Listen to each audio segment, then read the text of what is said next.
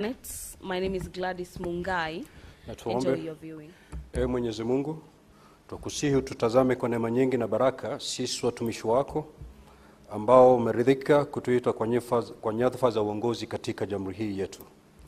Tutakuomba utuwajalie tuyatende na kufikia mambo yote yatakayofikishwa mbele yetu kwa njia ya haki na uaminifu, ili kustawisha amani, ufanisi na heri ya nchi yetu na wale ambao haja zao umezikabidhi mikononi mwetu. Amen.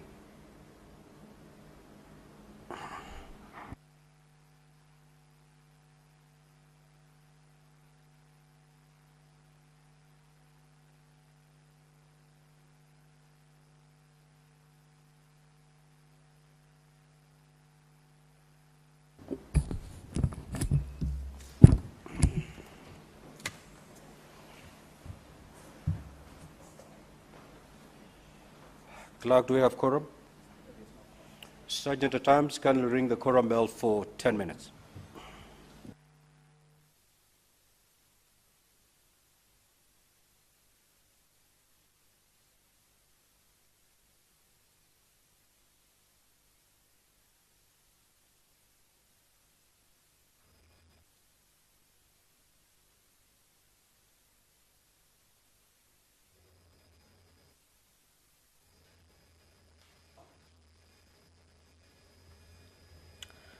Well, the business of the Senate has officially commenced just a few minutes after the appointed time, which is 2:30 p.m. for the House to hold its sittings on Thursday afternoon.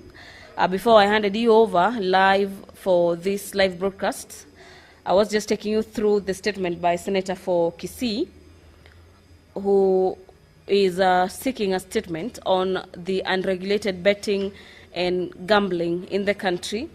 In the statement, the Senator for Kisii wants the Committee on Labor and Social Welfare to address the steps the Betting Control and Licensing Board has taken to regulate as well as monitor the activities of betting and gambling companies in Kenya, particularly regarding matters licensing, advertising, compliance with taxation, and enforcement of age restriction. Away from that, the Senator wants the committee to address the aspect of sensitization of public and public education initiatives to inform members of the public, especially the vulnerable populations, about the risks and the consequences of gambling addiction, including economic loss, mental health impact, and social disintegration. And finally, the committee is required to ascertain whether there are government-sponsored rehabilitation or support programs for individuals suffering from gambling addiction, and if the government has conducted or commissioned a study to assess the broader social and economic impact of gambling in Kenya.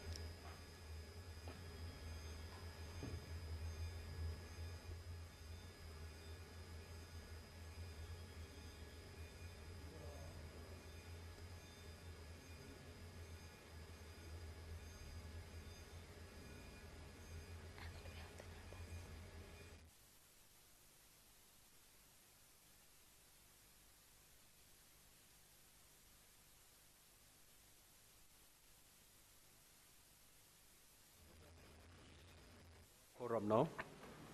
So we'll proceed with the business for the afternoon. Clerk, kindly call the first order, please.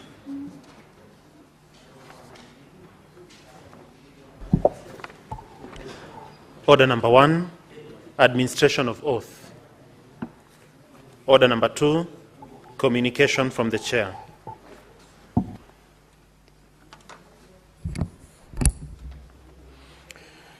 Honorable Senators, I would like to acknowledge the presence in the public gallery this afternoon of visiting teachers and students from Bright Light Preparatory School in Kajiado County. The delegation comprises 6 teachers and 47 students who are in the Senate for a one-day academic exposition.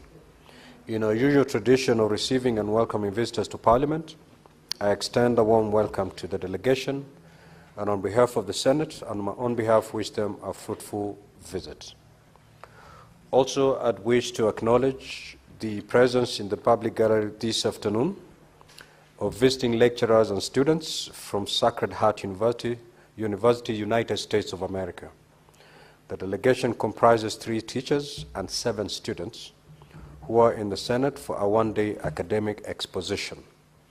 In our usual tradition of receiving and welcoming guests to Parliament, I extend a warm welcome to them, and on behalf of the Senate and my own behalf wish them a fruitful visit. I will call upon the Senator for Kajiado County, Senator Seki, to extend a word of welcome, to welcome the delegation from Kajiado County, that to be done under 1 minute. And thereafter, I will call upon the Deputy Minority Leader to also extend a word welcome to welcome the delegation from the United States of America, in that order. Thank you very much, Honorable Speaker. I also want to join you to thank the students and teachers from Bright Light Academy in Kajiado County. Want to congratulate you for finding time to be with us here. This is the Senate of Kenya. It's a parliament where we deliberate issues concerning counties and national issues.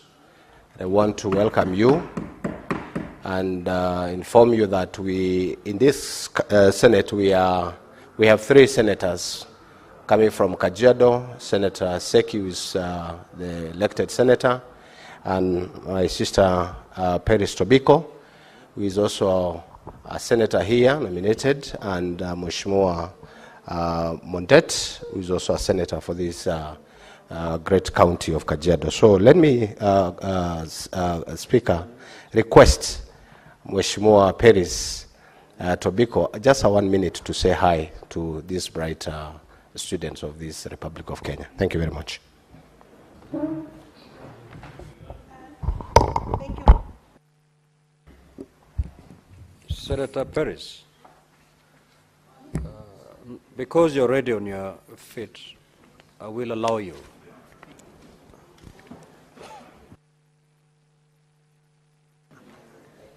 Thank you, Speaker. Thank you, Senator Seki. And because Senator Seki had been given 1 minute and he was gracious enough, let me just welcome the students and teachers from Bright Light School in Kajiado. Kajiado is the home of all Kenyans. In Kajiado, we host all Kenyans, and we have very good academic facilities in Kajiado. And I know this school and many others are going to produce leaders of the future and professionals in this country that will bring value to our country. Thank you very much and feel most welcome.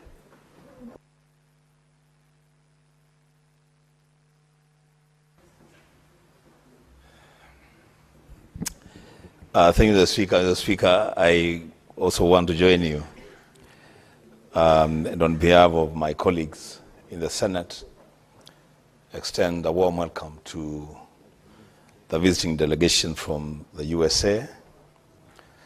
Mr. Speaker, for the avoidance of doubt and to clear the mind of the chairman of my committee on roads and transportation, he is wondering why the deputy minority leader should be the one to invite to welcome the delegation from the US. Mr. Speaker, for the record, yours truly went to school in the US. I studied at Smith College in Massachusetts between 2007 and 2008, fully sponsored by the school and seconded for the studies by the Nation Media Group. I've told my colleague Eddie many times that I'm a good journalist, a journalist of good and long standing, that I had to win that scholarship to study in the US. So, Speaker, having said that, I want to welcome the delegation from the US and tell them under the 2010 Constitution of Kenya, we have a bicameral parliament, we have a Senate and the National Assembly. This is the Senate of the Republic of Kenya. In the spirit and the word of the Constitution, this is actually the upper house of the bicameral parliament of Kenya. So we welcome you to follow the proceedings in this chamber, and we wish you a fruitful visit in your stay in Kenya. I thank you, Mr. Speaker.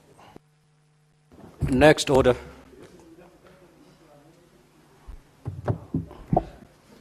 Order number 3, messages.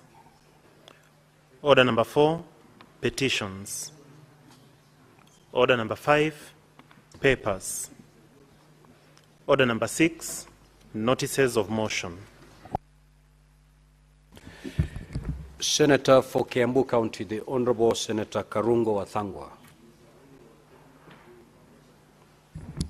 That business is deferred. Next order. Order number 7, questions and statements. Statement pursuant to Standing Order 53-1, the Senator for Kisii County, the Honorable Richard Onyonka. That statement is dropped. The Senator for Wajir County, the Honorable Abbas Sheikh Mohammed.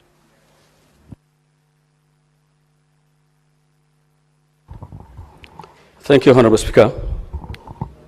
Honorable Speaker, I rise pursuant to Standing Order 531 to seek a statement from the Standing Committee of Land, Environment, and Natural Resources on the matter of county-wide concern regarding the illegal dumping of hazardous waste at Wajir County dam site, which has resulted in a severe environmental degradation and a threat to public health. Honorable Speaker, the dam site has been a long-standing source of public concern, who continue to suffer the effects of mismanagement waste disposal, including improper handling of hazardous and medical waste. In 2020, the Senate received a petition by Wajir residents seeking intervention. The responsible committee processed the petition and tabled a report which recommended environmental restoration and the protection of the rights of the affected communities. Honorable Speaker, Wajir municipality depends on shallow wells as a source of water, and that the water is also high tabled, and any mismanagement of sewage, sewage or any hazardous waste normally filters into the wells. There is no proper sewage system. The sewers are not there, and therefore most of the wells are polluted and has already been confirmed with a high E. coli presence. Honorable Speaker, in the statement, the committee should address the following. 1, the nature, type, and source of waste materials currently dumped at the Wajir County dam site, including confirmation of whether any hazardous or medical waste continues to be disposed at the site. 2, the implementation of setters of recommendations made by the Senate following the tabling of the petition report on 1st December 2020, and the specific steps taken by Wajir County government in response. 3, the environmental and public health hazards posed by continued dumping at the site, including impact on soil, water source, local ecosystem, and pastoral livelihoods. 4, the measures being undertaken by NEMA and other relevant agencies to enforce environmental regulations, prevent further contamination, and protect the rights of residents. 5, the immediate and long-term actions proposed to restore the environment, relocate the dam site to a safer location, and provide redress of compensation to affected residents in line with the ruling of the Environmental and Land Court sitting in Garissa, court number ELC, petition number 10 of 2020, dated 27th November 2020. Honorable Speaker, that is my statement, and I beg to request the committee to take action. Thank you so much. The Senator from Busia County, Senator Andrew Mutata.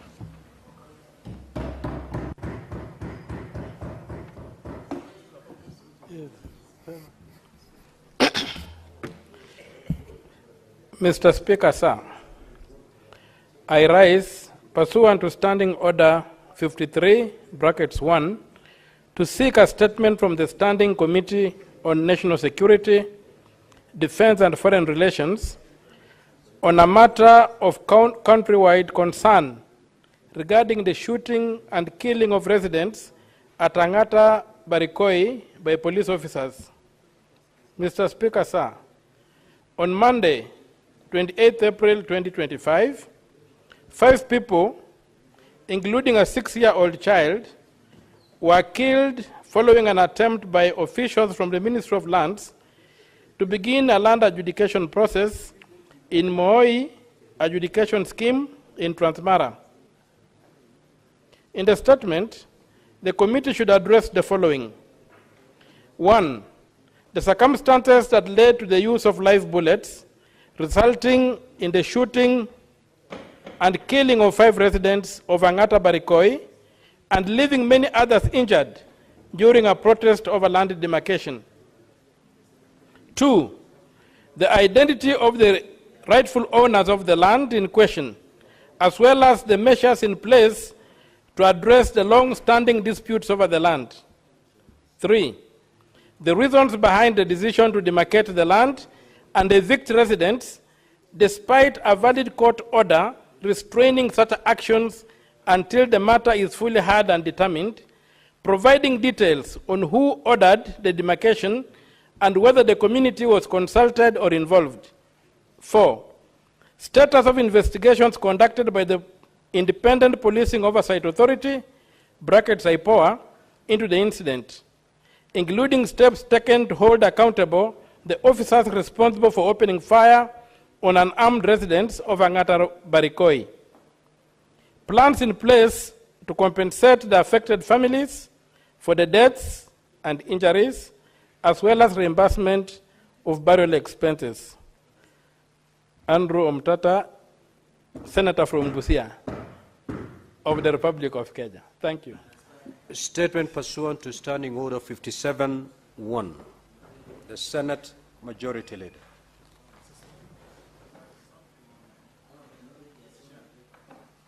We will get there.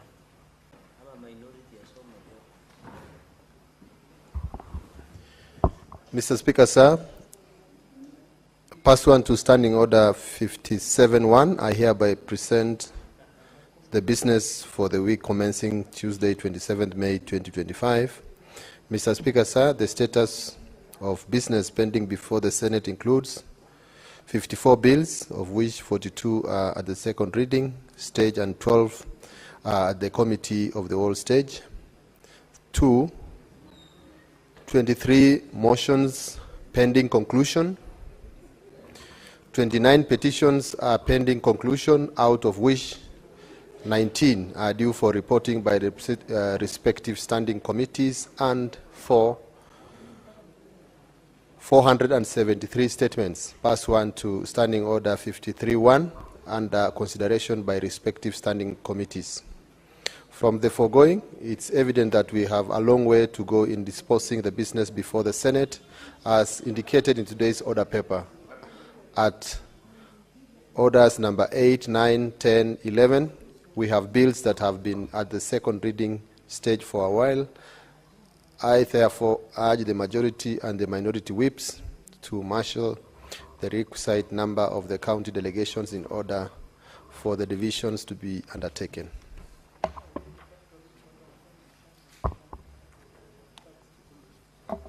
Mr. Speaker, sir, on Tuesday, 27th May 2025, the Senate Business Committee will meet to consider the business for the week. The tentative business for the day will include business not included from today's order paper, as well as the business indicated in the notice paper. The tentative business for the morning sitting on Wednesday, 28th May 2025, will include the following questions to Cabinet Secretaries as approved by the Senate Business Standing Committee, the Senate Business Committee, as well as the motions. A, question number 001 to the Cabinet Secretary, Ministry of Energy and Petroleum by Senator Mohammed Shute MP. Question number 068 to the Cabinet Secretary, Ministry of Energy and Petroleum by Senator Mohammed Shute MP. Question number 031 to the Cabinet Secretary, Ministry of Mining, Blue Economy, Maritime Affairs by Senator Professor Tom Ojenda, Senior Counsel MP. Question number 047 to the Cabinet Secretary, Ministry of Mining, Blue Economy and Maritime Affairs by Senator Miraj Abdullahi MP.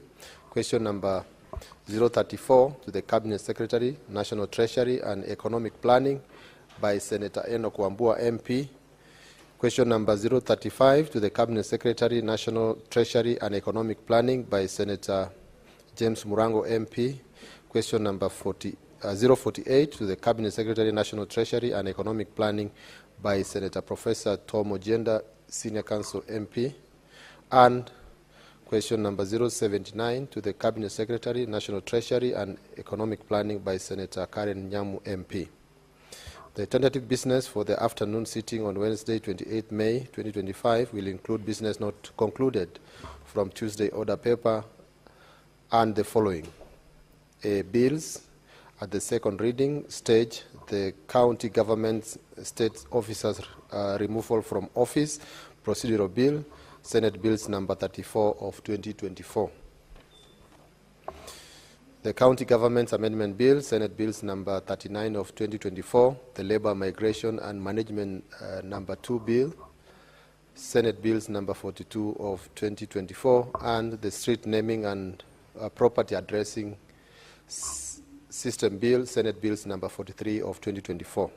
Bills at the Committee of the Whole, the Cooperative Societies Amendment Bill, Senate Bills number 53 of 2023, the Public Fundraising Appeals Bill, Senate Bills number 36 of 2024, the Heritage and Museums Bill, Senate Bills number 8 of 2023, the Environment Laws Amendment Bill, Senate Bills number 23 of 2024, the County Library Services Bill, Senate Bills number 40 of 2024, and Statutory Instruments Bill, Amendment Bill, Senate Bill number 10 of 2024.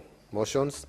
Report of the Standing Committee on Devolution and Intergovernmental Relations on its inquiry into the state of markets in Vihiga and Bungoma counties, arising from a statement sought by Senator Geoffrey Osotsi, MP, and Senator David Wakoli, MP, and progress report of the Standing Committee on National Cohesion, Equal Opportunities and Regional Integration into the inquiry on the diversity and inclusivity in the staff composition of state agencies in Kenya.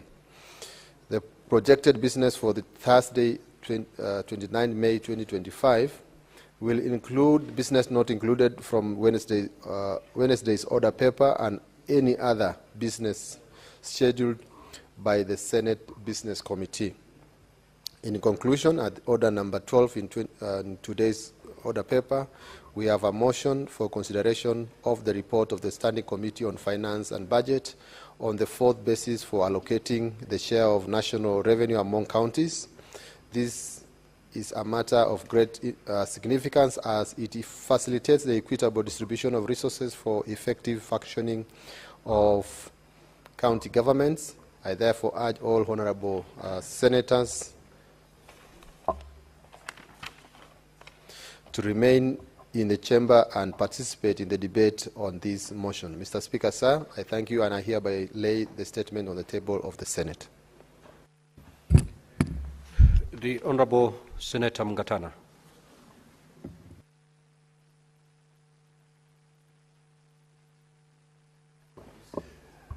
Mr. Speaker, I thank you for giving me the opportunity to read this statement.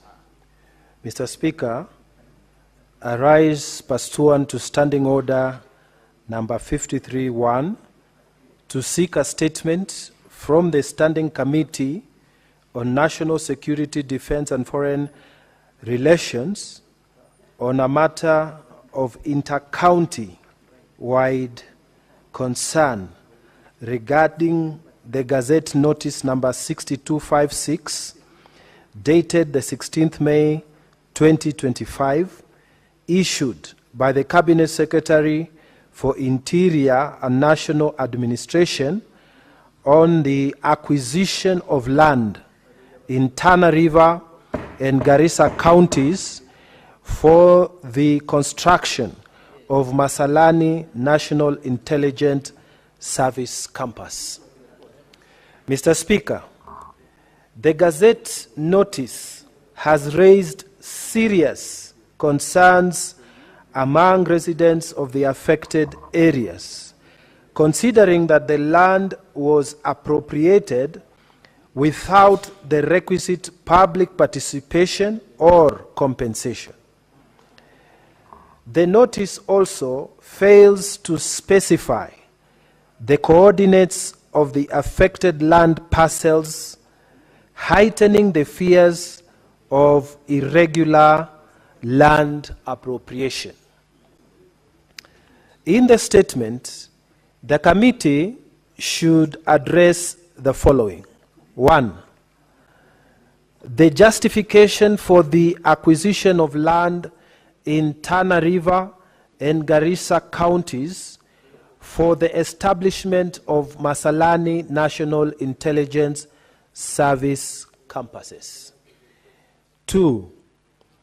The omission of precise geographical boundaries or coordinates of the acquired land in the Gazette Notice and the implications that this has for land administration and protection of community land rights. Number 3, the extent of public participation and stakeholder consultation undertaken prior to the publication of the Gazette Notice, particularly within the county government of Tana River and Garissa counties, which have held in trust for the residents affected. Number 4, the reasons why no compensation has been paid to the residents or communities which will be affected by the project, and what measures the national government intends to take to ensure equitable redress to the residents. I thank you, Mr. Speaker. Now, honorable senators, I will allow limited comments before we move to the next order. So if you happen to get an opportunity to speak, we will speak for not more than 3 minutes. The Honorable Senator for Nairobi City County, Senator Edwin Sifuna. Thank you, Honorable Speaker. Just a few words on the statement that has been brought by the Senator for Busia regarding the Barakoi incident, Honorable Speaker. I have referenced this incident before because it was the first time I saw, Honorable Speaker, that the Inspector General of Police had been summoned, quote unquote, by the leadership of a community. And when he arrived there, he could not even disembark from his aircraft until the local leadership had arrived. And I remember watching on the news that he sat in that chopper for almost an hour, Honorable Speaker, and could not access the meeting that was going on. There were very passionate appeals that came from the people. Some leaders, including the leadership in this House, the majority leader, I remember him being present. Up to now, Honorable Speaker, the questions that were put by the residents have not been answered. I have not had any communication pursuant to that meeting from the leadership of the police or indeed the ministry itself. So, Honorable Speaker, we are hoping that the committee we'll try and get these answers for the people who are affected. And especially because, Honorable Speaker, the main problem, the elephant in the room, is the question of the ownership of the land and the allegations that there was an attempt by some powerful individuals in government to grab their land, which they called ancestral. So I am hoping that during that interaction with the committee, we will at least for this one be told the truth about the people behind it and the actions that have been taken in order to restore those who lost loved ones during that incident to a place where they feel like, the government actually cares about them. So because I was not there and leaders in this house were there, we are hoping that they can also guide this house on the situation there and the steps that have been taken by government to redress what happened. I thank you, Honorable Speaker. Senator Fernandi.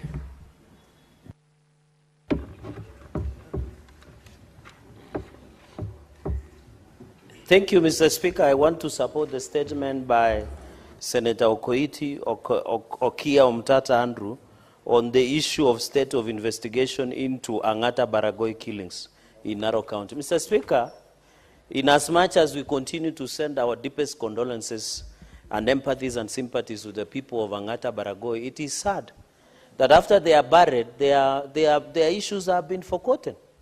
Mr. Speaker, you saw even the disanage. 41 people are yet to be recovered. A few people were killed the other day in Todonyang, Mr. Speaker. It is very unfortunate that this country, the DCI, is efficient only when they are pursuing politically expedient cases as opposed to pursuing criminals, Mr. Speaker. And you remember even, Mr. Speaker, on this issue of Angata Baragoi, there is much more that meets the eye.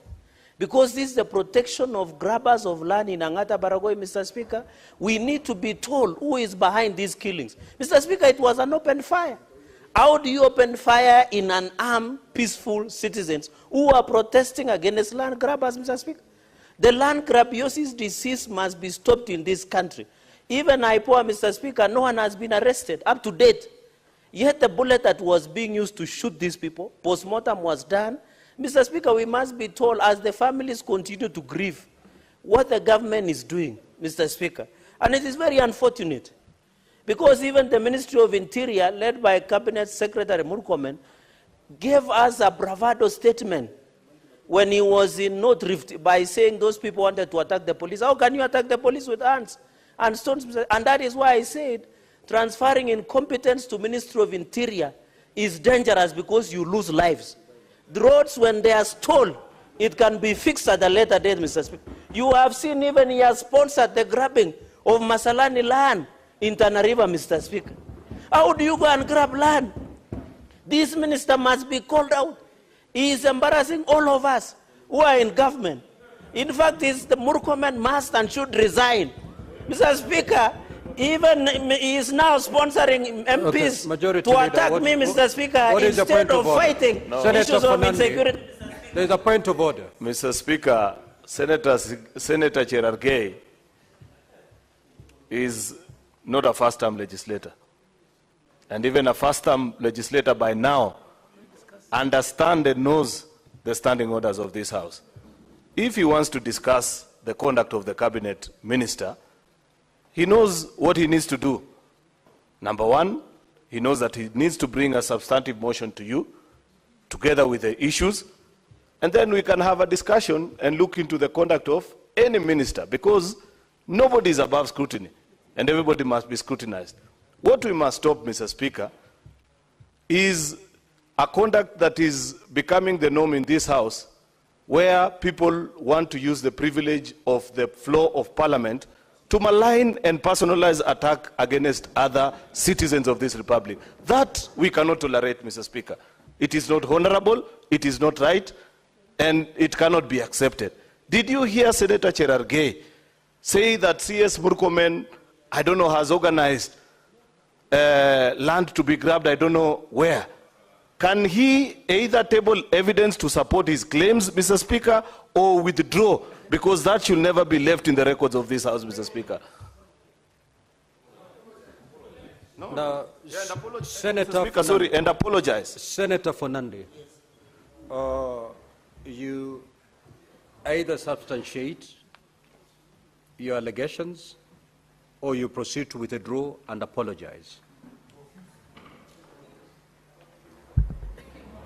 Mr. Speaker, I need your guidance because the Gazette notice was signed by the Cabinet Minister of Interior. I thought it is judicially noticed. I am referring to the statement that you've made. No, Mr. Speaker, let me substitute and withdraw that word, And the grab, and say he gazetted. Proceed. You've apologized. Proceed. Yeah, well, let me proceed. But, Mr. Speaker, you have to appreciate that incompetence and corruption fights very seriously, Mr. Senator Speaker. Fernandi. Mr. Speaker. Senator Fernandi, take your seat. Take your seat. Senator Fernandi, you have to abide by the ruling of the Speaker. Don't come up with your own ruling and proceed to abide by that ruling. A point of order has been raised against your allegations. And indeed, to that extent, that point of order is merited. Meaning you have two options.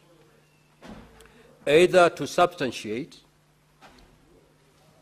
If you're unable to substantiate, you proceed to withdraw and apologize.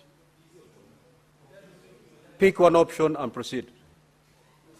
Mr. Speaker, I've already withdrawn the answer, and I have apologized by replacing with the word that it was gazetted. Mr. Speaker, let me conclude by saying the following. You know that's the danger of incompetence and corruption. Mr. Speaker, we must call out these gentlemen. They are embarrassing everybody. Being killed, Mr. Speaker, and no one is taking it serious. I expected the majority leader.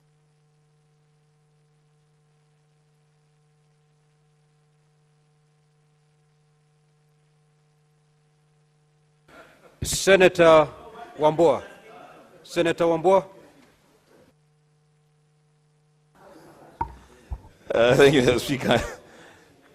Speaker, these days I rarely agree with Senator Cheriot, but on that matter of personalizing battles on the floor of the House, I totally agree with the majority leader. Mr. Speaker, I stand here to make comments on the statement brought to the floor by Senator Danson Mugatana, my neighbor from Tana River, on this matter of acquisition of land for a public good. Mr. Speaker, this matter is a weighty matter because, Mr. Speaker, this speaks to a lot of initiatives, especially by the national government, to, quote unquote, bring development to the people, but take away what they already have, and in most cases, it is land. Mr. Speaker, I am very sure the Senator of Tana River and the Senator of Garissa are not opposed to the construction of the Masalani National Intelligence Service campus, but they want due process to be followed, and they want the people who give out land for that public good to benefit from their land. Mr. Speaker, this is a matter that I have spoken about many, many times, especially on the issue of taking private land for use to construct roads. It is true, Mr. Speaker, that we all need roads everywhere. We need our roads to be tarmacked. But, Mr. Speaker, it is the highest level of deprivation. It is the highest level, Mr. Speaker, of robbing the public if we take people's land to initiate development projects for the benefit of the greater public, and then we don't compensate people for the land that we have taken. Mr. Speaker, I have in mind two issues in Kitui County: the issue of the construction of the Kibwezi-Kitui-Migwani Road, where our people have not been compensated 3 years down the line. Mr. Speaker, it is only fair, it is important, it is a constitutional principle that if you are taking private land from people to do a public project, then the people should be compensated promptly and according to the market rate. So, Mr. Speaker, I am in support of the statement by Senator Mugatana, and I hope that the committee. The Senate Majority Leader. Mr. Speaker, I rise to add my voice to this statement by Senator Andrew Okiya Omtata on the killings of residents in Angata Baragoi, Narok County. Mr. Speaker, where I join Senator Omtata in seeking to understand, first of all, how far the Inspector General of Police has gone with regards to the promise that he gave to the citizens in a meeting that I attended, in public and broad daylight, that the police officers that mishandled the firearms and led to the killing of 5 citizens, not 6. I have seen Senator Omtata. Oh yeah, he's captured it actually that it's 5. The only part that is not accurate, Mr. Speaker, is that initially, and indeed at the time of going there, I thought that there had been a child. It turned out actually that they were all 5 male adults of different ages. Mr. Speaker, when we were there with the Inspector General of Police, he spoke in broad daylight in the presence of media and the country that any police officer who was involved in those killings will carry their own cross. And I thought that was a good sign from him, meaning that then IPOA was going to swing into action, and by now we'd have known what is the identity of those officers and what action has been taken. It is now more than 3 weeks, nearly a month, actually, Mr. Speaker, since that incident happened, and there is nothing that has been said from the investigative agencies. I thought the practice is that in such a matter of great national concern, by now the country will have been updated, at least by IPOA, of what is the status of investigation and when will the citizens get justice. Second, and most importantly, Mr. Speaker, there is a particular administration officer, Mr. Chubert, if I'm not wrong, because the citizens kept on mentioning that name, that was mentioned profusely and was mentioned to have participated in organizing and leading this particular exercise. I thought by now the Ministry of Interior will equally have updated the country on what disciplinary action has been taken against that particular officer. Transferring, Mr. Speaker, is not a solution. If you transfer an administration officer who has led an exercise such as this that has led to the death of citizens, Mr. Speaker, basically what you're saying is that you're sending him to go and visit the same kind of killings in another part of the country, Mr. Speaker. And that cannot be acceptable. Therefore, I hope, Mr. Speaker, that when the answers come, we will be told also of what will have happened to this particular officer and what is the status of investigation. Senator Eddie Okech. I thank you, Mr. Speaker. I also wanted to add a voice on the statement by the good senator from Busia, Senator Okiya Omtata. Mr. Speaker, the issue of excessive use of force by the police in this country is something that must stop. Because, Mr. Speaker, we lose way too many lives to recklessness by the police. But that said, because most of the senators have put their voice on this, I think that there needs to be a long-term solution to what is happening in Baragoi, Angata, Mr. Speaker. Because the livelihood of the people in these areas, Mr. Speaker, has been affected for way too long.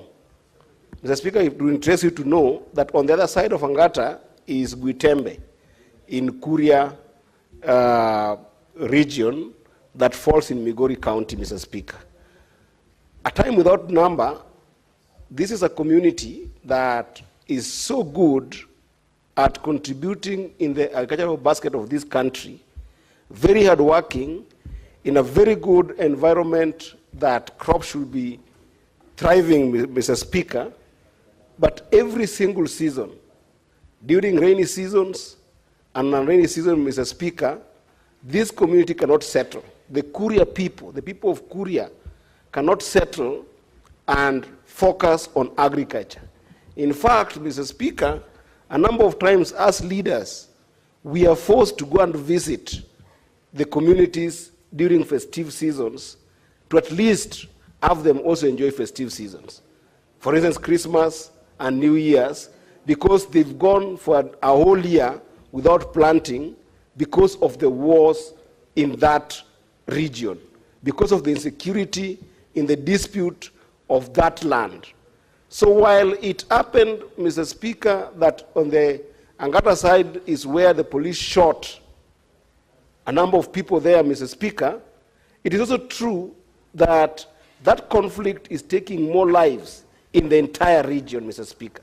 And I think that perhaps even apart from just having the committee deal with this, Mr. Speaker, because it's an ongoing conflict year in, year out, I want to indulge you, Mr. Speaker, and beg that perhaps it's a good time to bring a motion in this House and sort a resolution of the Senate to deal with what is going on at Angata and to deal with the issue that also involves the Kuria community and the Kipsigis community on the other side, Mr. Speaker. Because it's not right that even the Maasai community, the Man Nation that is on the other side, Mr. Speaker, have now been brought into this conflict. Senator Seki.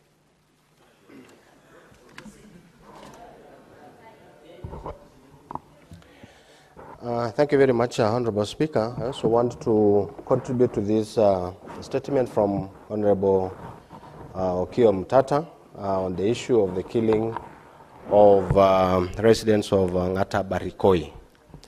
Honorable Speaker, this information came to us and we really regretted, and we want to condole to the people of Narok, more so the Ngata Barikoi area.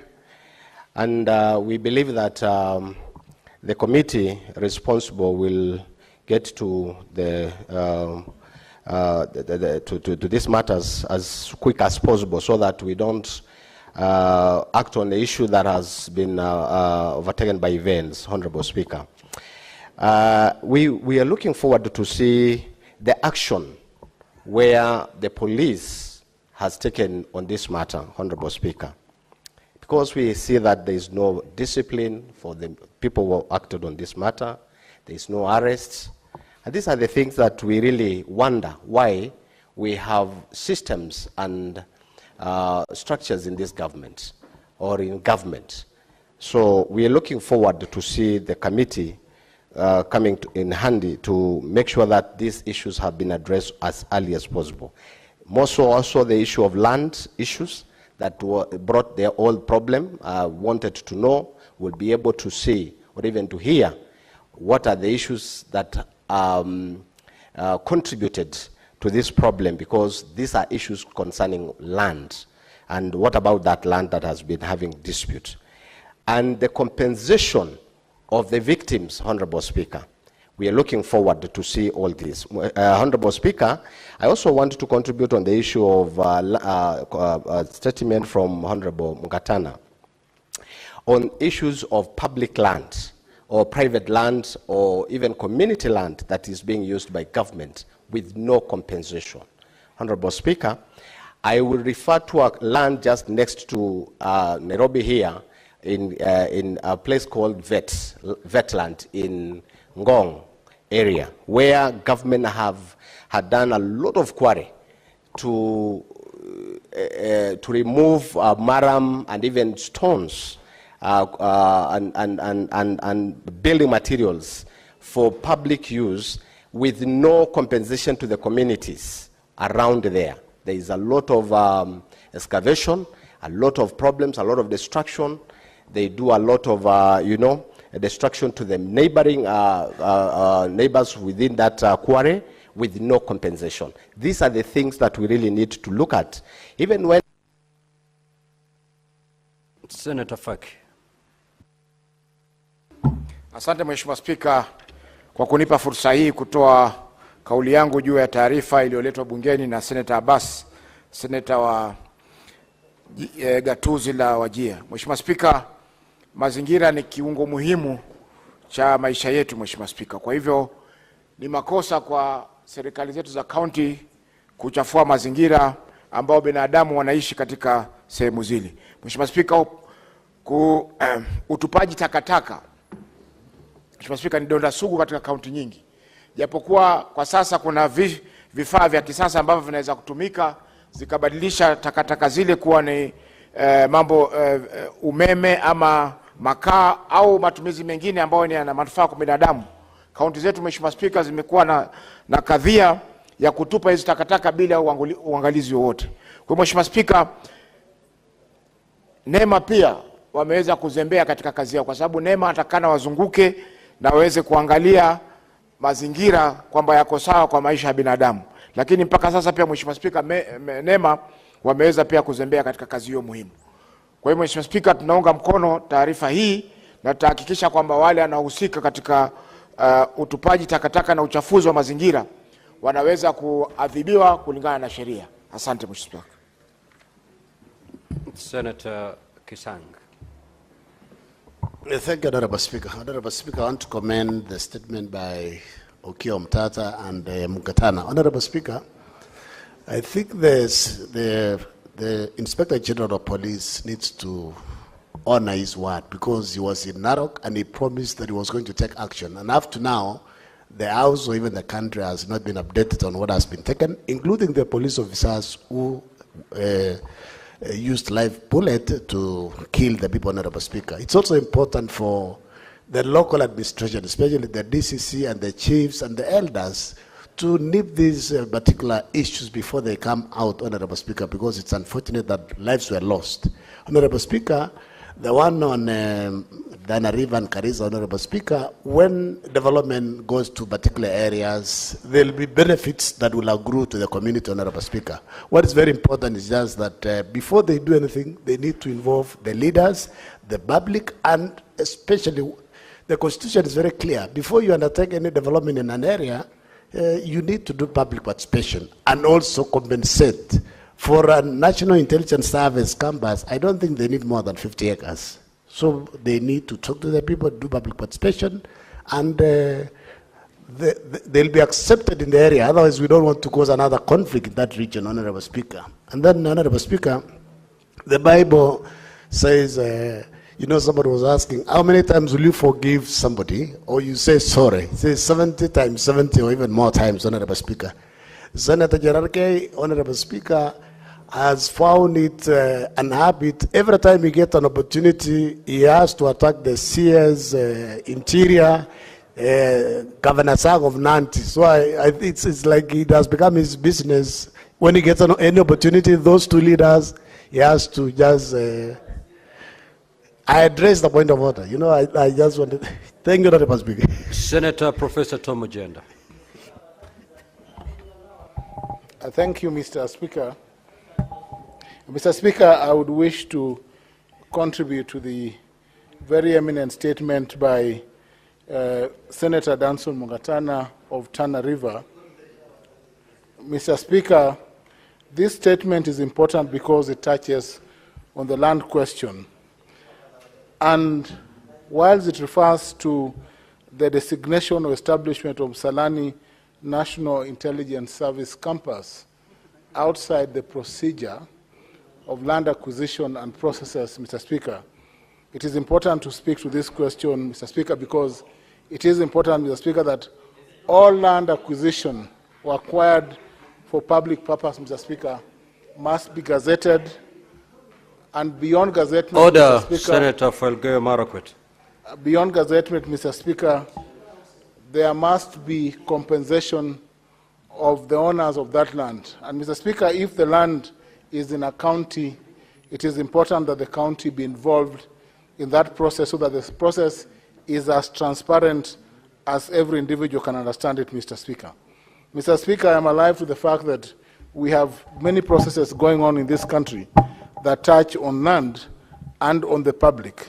And it is important every time, Mr. Speaker, that when the land question is addressed, every title in question must be identified. Every title in question must have the participation of those who are involved or who own that title or those who have an interest in that title, so that, my Lord, Mr. Speaker, if or when the land is acquired, all the processes that are designated to be undertaken by the National Land Commission are undertaken, so that the NLC, the National Land Commission, can undertake the process of compensation. Mr. Speaker, we are alive to the ongoing issues or disputes involving the SGR. And now with the SGR extension going to Western Kenya through Vihiga County and through Kisumu County and the other counties, it is important, Mr. Speaker, that we are not lost. It is not lost to us that that process mirrors the processes that Mr. Mungatana speaks to this afternoon, Mr. Speaker. Mr. Speaker, as a House, we must protect the rule of law. We must speak to it, Mr. Speaker. We must ensure that both the Land Act, the Land Act, the Land Acquisition Act, and the processes that involve land administration are strictly adhered to when acquiring land for public purpose, which again, Mr. Speaker, must be defined in the Gazette notice. I rest, Mr. Speaker. Next order. Yes, what is your intervention, Senator for Nyamira?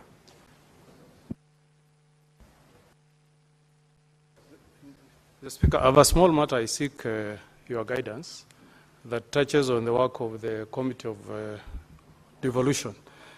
Mr. Speaker, on, I believe, 15th of May, this House did pass a resolution on a progress report that was tabled before this House by the Devolution Committee.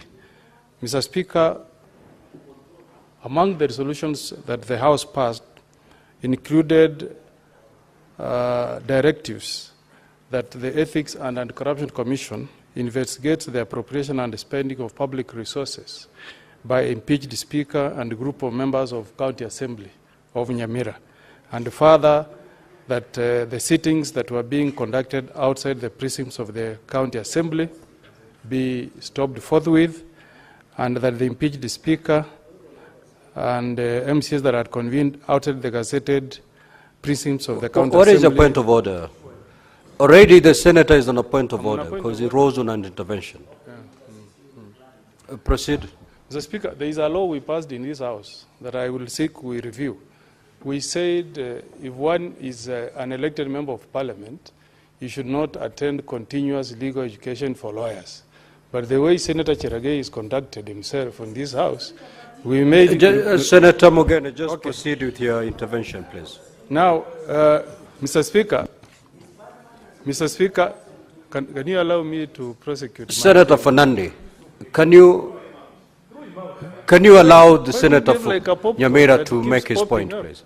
Proceed, Senator Mogene. Thank you, Mr. Speaker. Proceed. Now, Mr. Speaker, I've made inquiry from the County Assembly of Nyamira, and I've confirmed, Mr. Speaker, that these resolutions have not been communicated to the County Assembly of Nyamira so that we can have a follow-up on the implementation. But, Mr. Speaker, to my surprise, I've received information just this afternoon that the committee has, despite this resolution, and despite the fact that this resolution has not been communicated to the County Assembly of Nyamira, the committee has taken an unprecedented step of summoning all 36 members of County Assembly of Nyamira to a meeting in Nairobi on the 26th of May, 2025. Mr. Speaker, the contents of the invitation letters dated the 20th of May, 2025 are the same, Mr. Speaker, as the content of a letter that was sent to the same County Assembly on 1st of April, 2025 that culminated in their appearance before the said committee on 8th of April, 2025. Mr. Speaker, you know how small our county is. You know the kind of resources that our county receives, Mr. Speaker. It is a total, it's a total abuse of office or power by this committee, Mr. Speaker, to summon all my 36 MCAs to Nairobi, whereas the resolution of the House was clear that they should visit the County Assembly at the County Assembly gazetted premises in Nyamira, Mr. Speaker. I want to seek directive, Mr. Speaker, from you to direct two things, Mr. Speaker. One, the resolution that was passed by this House, Mr. Speaker, on the 15th of May should be communicated to the County Assembly of Nyamira. Two, the committee should respect, Mr. Speaker, the resolution that was passed by this Honorable House that directed them to visit the MCAs at the County Assembly gazetted premises in Nyamira. Mr. Speaker, we don't have resources to pay per diem to 36 MCAs and their drivers and 3 clerks to come and do a meeting in Nairobi. In fact, I've gone through standing orders, Mr. Speaker. I've not seen any standing order that has given power to any committee of this House to summon an entire county assembly to come to attend a committee meeting in Nairobi, Mr. Speaker. So I seek your direction, Mr. Speaker, that the resolution of this House be respected, and if the committee wants to have any engagement with the County Assembly of Nyamira, the same be done within the resolution that we passed as a House. That meeting be held at the gazetted County Assembly premises in Nyamira, Mr. Speaker. Thank you. Thank you. The resolutions as passed by this House must be communicated to the County Assembly of Nyamira, and that must be done within the next 3 days. Secondly, pursuant to the resolutions that are passed, the Devolution Committee was supposed to visit Nyamira County Assembly. It did not indicate that Nyamira County Assembly was the one to visit the Senate.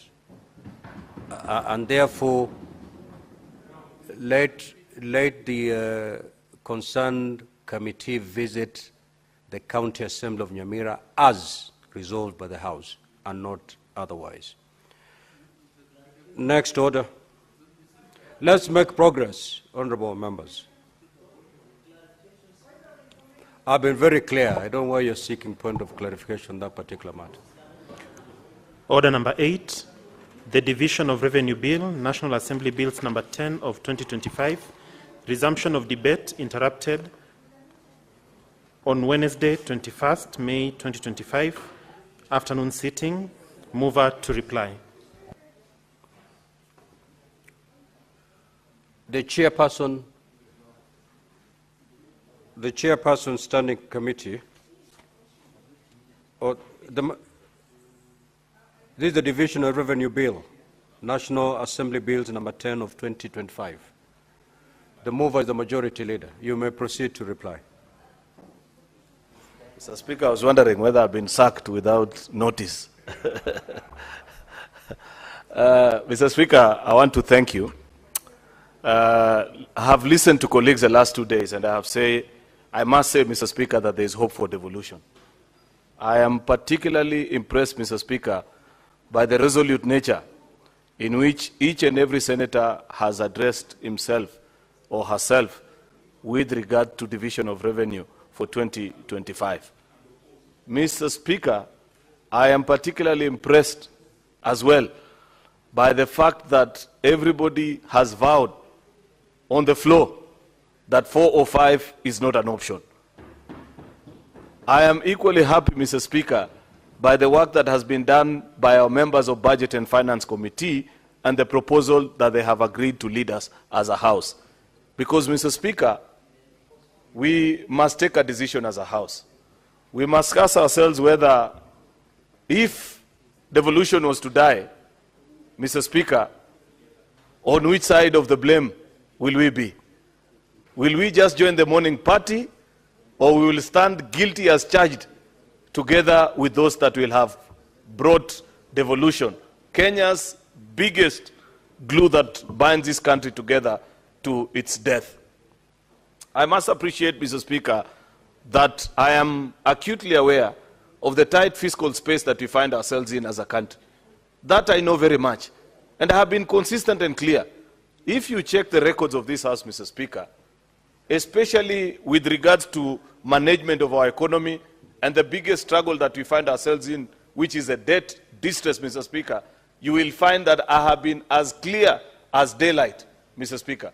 When the motion was brought to this House about 5 or 6 years ago to increase our debt ceiling from 5 trillion to 10 trillion, I opposed that motion, Mr. Speaker. Moved by Senator Pogisio, seconded by Minority Leader then, Senator James Orengo, in this House, Mr. Speaker.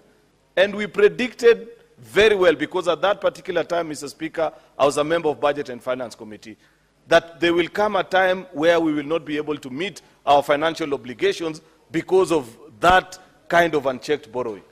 We are now in that particular space, Mr. Speaker, where we are struggling to pay debt, and therefore we are told we must tighten our belts. I agree, tighten our belts we will, but you cannot begin tightening your belts from those that consumed the least, which is devolution. If it is tightening our belts, Mr. Speaker, then let us see that action commensurate with regards to the budget that is left with the national government, Mr. Speaker. And that is why senators have spoken and have said that 450 is a minimum, and that we are very clear about, Mr. Speaker. Our Committee on Budget and Finance has proposed 465. That is even better, Mr. Speaker.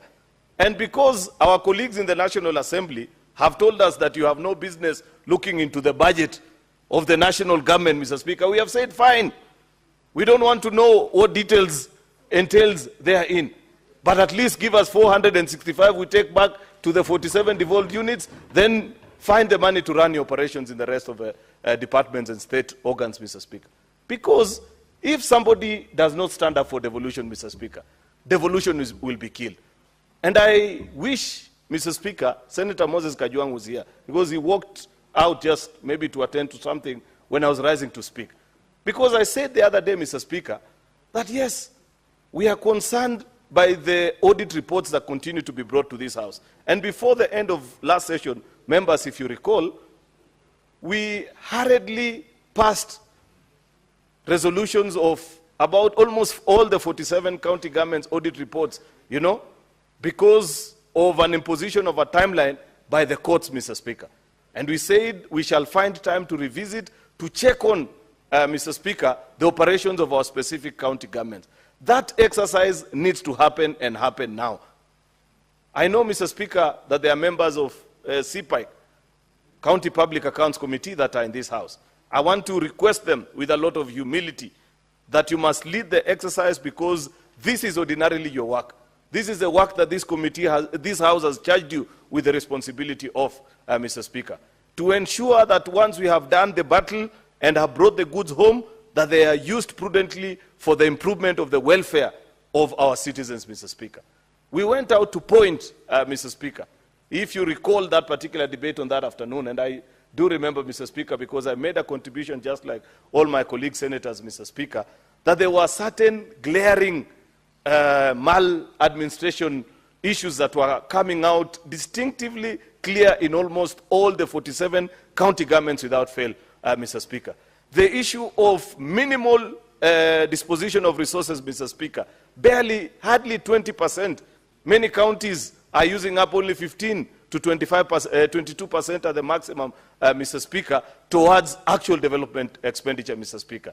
That means close to 80% is going to recurrent expenditure. That is not tenable. That cannot be viable, Mr. Speaker. And I want us to reflect on the speech made by Prime Minister Raila this morning, Mr. Speaker, in this House, about the journey of devolution and why we as a Senate must always stand and defend.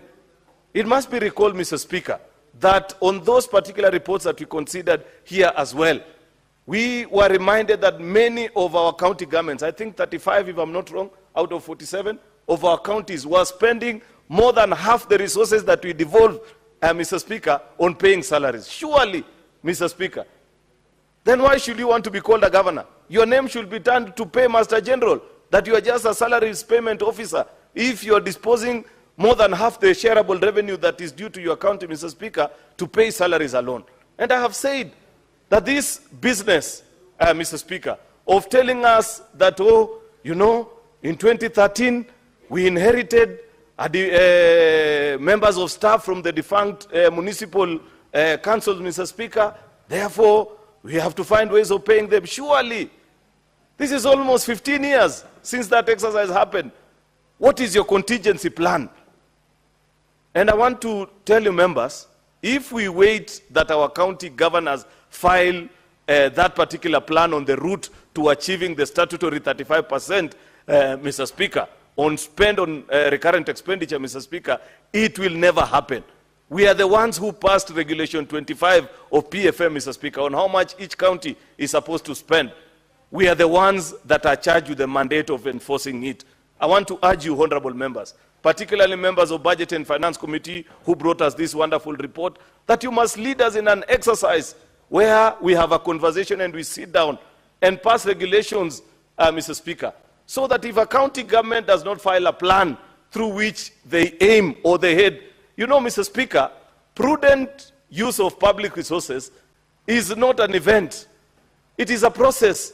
There is a way through which you grow your numbers. If today you are at 47%, Senator Faki, because if I recall that is the number that your county Mombasa was at, Governor Abdul Swamad must file before this house the plan that they have for the next 3, 4, 5, or even 6 years as a county government to move towards attainment of the statutory 35%.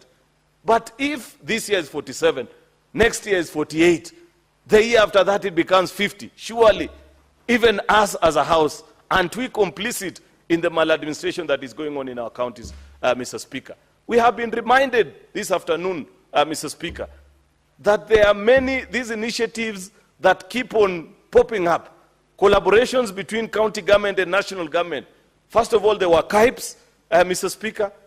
You go and check what plans are being done by the county governments.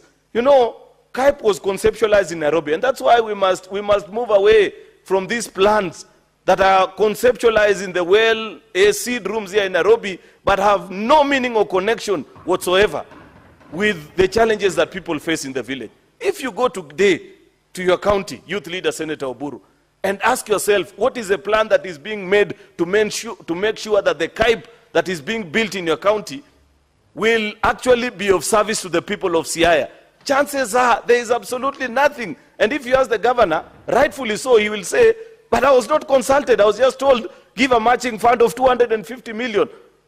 And we too, we cannot plead innocence because we participated in passing a division of revenue that ensured that each county contributed 250 million.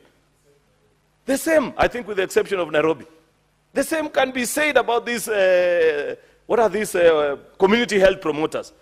Surely, if the only thing they earn is a salary, why does somebody need to keep that money at Ministry of Health here at Afia House instead of sending all that money? And we can calculate. We know what is a stipend. Why surely? What is this obsession that we have in our country with holding on to resources that you don't need? Even people's salary.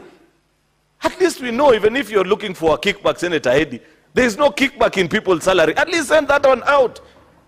And therefore, good people, I want to ask of us that as we consider division of revenue, let us passionately fight and stand up for devolution. Because this is the last battalion of defense. If you let this country down, Mr. Speaker, there is no likelihood whatsoever that anybody will ever remember that there was need. We understand that there are challenges, Senator Mogeni. Devolution is not as popular as CDF. That is a fact. Nobody doesn't, it's not rocket science. And it's for obvious reasons. CDF is managed separately. And we must be able to learn, even us, and appreciate that what is it that has made CDF to be as popular as it is. Of course, is the fact that they don't utilize the level of human resource that we utilize in our counties. That is why 98% of that fund goes to actual budgetary programs, things that that are tangible and people can see. You know, schools, and I don't know what, things that ordinary citizens would wish to identify with. But you know, when you're a county government and 50% of the 10 billion you receive is paying 3,000-4,000 people in a county of 1 million people, then people will say, wrap these things up, we don't want them. Therefore, part of defending devolution is to ensure that we make it work in the way that it was designed. And the way that it was designed is to make sure that people feel resources getting into their pockets. So I want to urge as colleagues, as we begin this conversation and the reawakening that we have, we must all stand together and appreciate that there will be challenges, that we may not achieve that which we set out to achieve immediately or at the time of first asking. But surely and certainly, Mr. Speaker, as a House, we must make a firm decision that is in the best interest of the country. You know, yesterday, Mr. Speaker, I watched something, or I think it was 2 days ago, the former Budget and Appropriations Committee Chair of the National Assembly. I think he was addressing himself to quite a number of issues, and I began to appreciate that no wonder we have the challenges that we have. You know, there is something that the late President, Mr. Speaker, President Mwai Kibaki, used to speak about people being suddenly very clever. And I saw the gentleman trying to tell us, oh, you know, we should not borrow. Even the budget that we are using in this financial year, it is that gentleman actually who passed it on the floor of the National Assembly with a fiscal deficit of almost 5%. How is it that suddenly he has discovered that borrowing is bad? This House has been pushing and insisting. Read, Mr. Speaker, our BSP report for the last 10 years. Senate has always maintained that don't have a fiscal deficit of above 3.3%, including the report that we passed here. As Senate, we have been quite clear on these things. Our colleagues who have been on the other side, on the National Assembly, cannot be the ones that are lecturing the country at this particular time and telling us, oh, you don't need to do this, we have borrowed this much. We have borrowed because you know you passed a budget that has a deficit of close to 1 trillion shillings, and there is no other way of meeting it, Mr. Speaker. Therefore, much as we want to have this conversation, it cannot be that because you are no longer wanted by your colleagues, Mr. Speaker, that you suddenly now want to talk down on everybody and tell us, oh, this and that is not right. I don't know, we are being told NSSF should not do this or the other. Mr. Speaker, you know, I found even that to be extremely ignorant. You know for a fact that here in Nairobi, just a kilometer from where we are gathering, NSSF of Tanzania are putting up an investment, I think, of close to 40 billion Kenya shillings because pension funds world over are looking for opportunities to invest. The problem with us as a country is that we think that it is the work of NSSF to only build houses and sell to citizens. Therefore, no wonder our pension scheme has never grown. A small country, a country with a smaller economy like Uganda, has a bigger pension fund than ours because of innovativeness in their thoughts, Mr. Speaker. And I saw this gentleman telling us, oh, don't build roads, don't do this or the other. Do people know, for example, that this expressway is built by savings from other pensioners in China who today, when we use the expressway, earn from us? Then you are telling us that our own cannot invest when opportunities come? Spare us this kind of lectures, Mr. Speaker. You know, Mr. Speaker, we have to be bold in our decision making and ensure that we are honest and truthful to the country, even as we have conversations about what is it that we can do about our economy. The last thing, Mr. Speaker, even on the securitization of roads, and I want to challenge you members. If you go to the Ministry of Roads and Transport today, there is a gentleman who's the Minister for Roads, C.S. Davis Chirchir. On his dashboard, he is able to show you the investment that has been done by the 3 road agencies in this country. If that thing does not make you boil when you look at it, and I think I'll ask that document be tabled here in Parliament one day. You know, because I'm saying this because I saw the member of Kiharu, that former member of, chair of Budget and Finance Committee, saying that we should not securitize roads levy so that we build roads in other parts of the country. Yet he knows, last financial year alone, in his own constituency, he sent 14 billion Kenya shillings to one constituency. The whole of my own county, has hardly, you know, then somebody tells us, oh, don't securitize. You know, this loan conversation about repayments of loans, Mr. Speaker, one day we will have to be honest with each other. You know, when I tell my people of Kericho that the reason you can't have sufficient development is because you are repaying loans, they ask you, loans for what? Because they cannot see. One day we will just say, tabulate what is in your county and pay. So that we see. You know, Mr. Speaker, hypocrisy must end in this country. Part of the reason why I love the broad-based government is that we said we want to be honest and end the politics of hypocrisy and politics of blackmail, Mr. Speaker, such as what I saw that young man trying to pursue. You cannot put 14 billion in your constituency, then you come and tell the rest of us who are dealing with bad and poor roads that we cannot look for money to build roads for our own people, Mr. Speaker. Mr. Speaker, I hope that I am still responding to comments made by my colleagues on division of revenue. But I just thought about it and I said, this country, sometimes you follow things and you wonder. We want equity. There is a point that I said that perhaps was lost. I said, and my colleagues, if it is not so difficult to establish, because now we are doing, in the new formula, the 4th generation formula, we are doing, there's an element called the gross county product. How much a county has been able to produce. What will you produce if you have not been enabled by the national government, Mr. Speaker? You can't produce if you have no roads, if your people are not healthy. There are counties that have 7 level 5 hospitals, while in most of the rural counties, like from where most of us come from, has only 1, and it is a level 5 by name only, or counties that do not have. Therefore, if people want us to measure the productivity of every county, let us also measure the investment of national government in those counties, Mr. Speaker, so that we are able to know that we have put 100 billion in County X, and therefore we expect a return factor of this much. If the investment by national government is 1 billion in my county, they should not expect anything, Mr. Speaker. Therefore, Mr. Speaker, this is a moment that we have to be honest and sincere with each other. The reason devolution, the reason division of revenue is important and why Senate cannot come down from 400, the request of 465, Mr. Speaker, is that at least we know what we divide in this House, Mr. Speaker, is equally and equitably shared across all our 47 county governments. That cannot be said of the budget that remains in the other House. And therefore, if it was even possible, Mr. Speaker, we would actually put most of our resources in this House so that we share equitably across the 47 county governments, and the other one which people want to play games with, the little part of it, remains in the other House. Since that is not possible, let us at least begin with this 465, Mr. Speaker. The rest can come later. With those very many remarks, Mr. Speaker, I beg to reply. Finally, Mr. Speaker, in accordance to Standing Order number 66-1, unless the whips, Senator Sifuna and Boni, can tell me that we can raise the numbers to pass this division of revenue, I don't think we have sufficient. Therefore, Mr. Speaker, in accordance to Standing Order 66-3, I want to request. they have already told me, Mr. Speaker, that it is not possible to raise 24 delegations on a Thursday afternoon. Therefore, I request that the putting of the question be deferred until a later date. I thank you, Mr. Speaker. The putting of the question is deferred.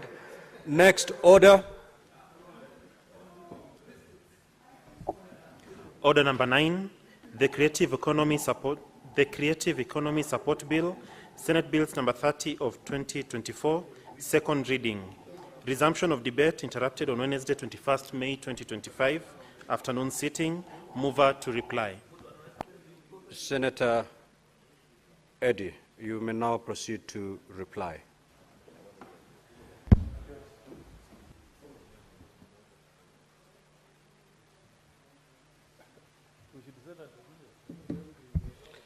I want to thank you, Mr. Speaker, for giving me this opportunity to reply to the Creative Economic Support Bill. And Mr. Speaker, just like devolution has been suffering, the creative economy has also been suffering without sometimes champions.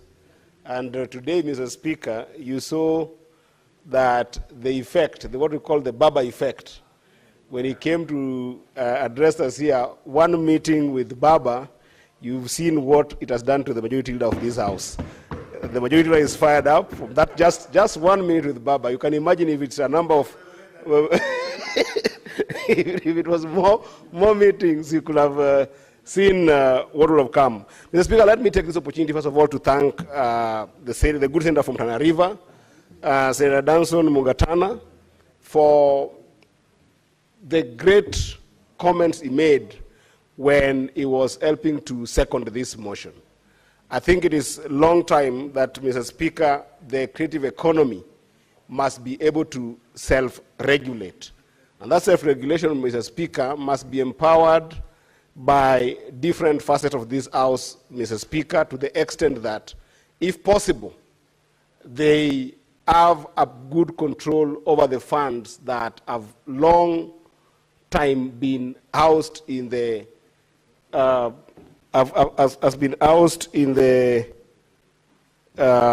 Ministry of Culture and Sport, Mr. Speaker. So, Mr. Speaker,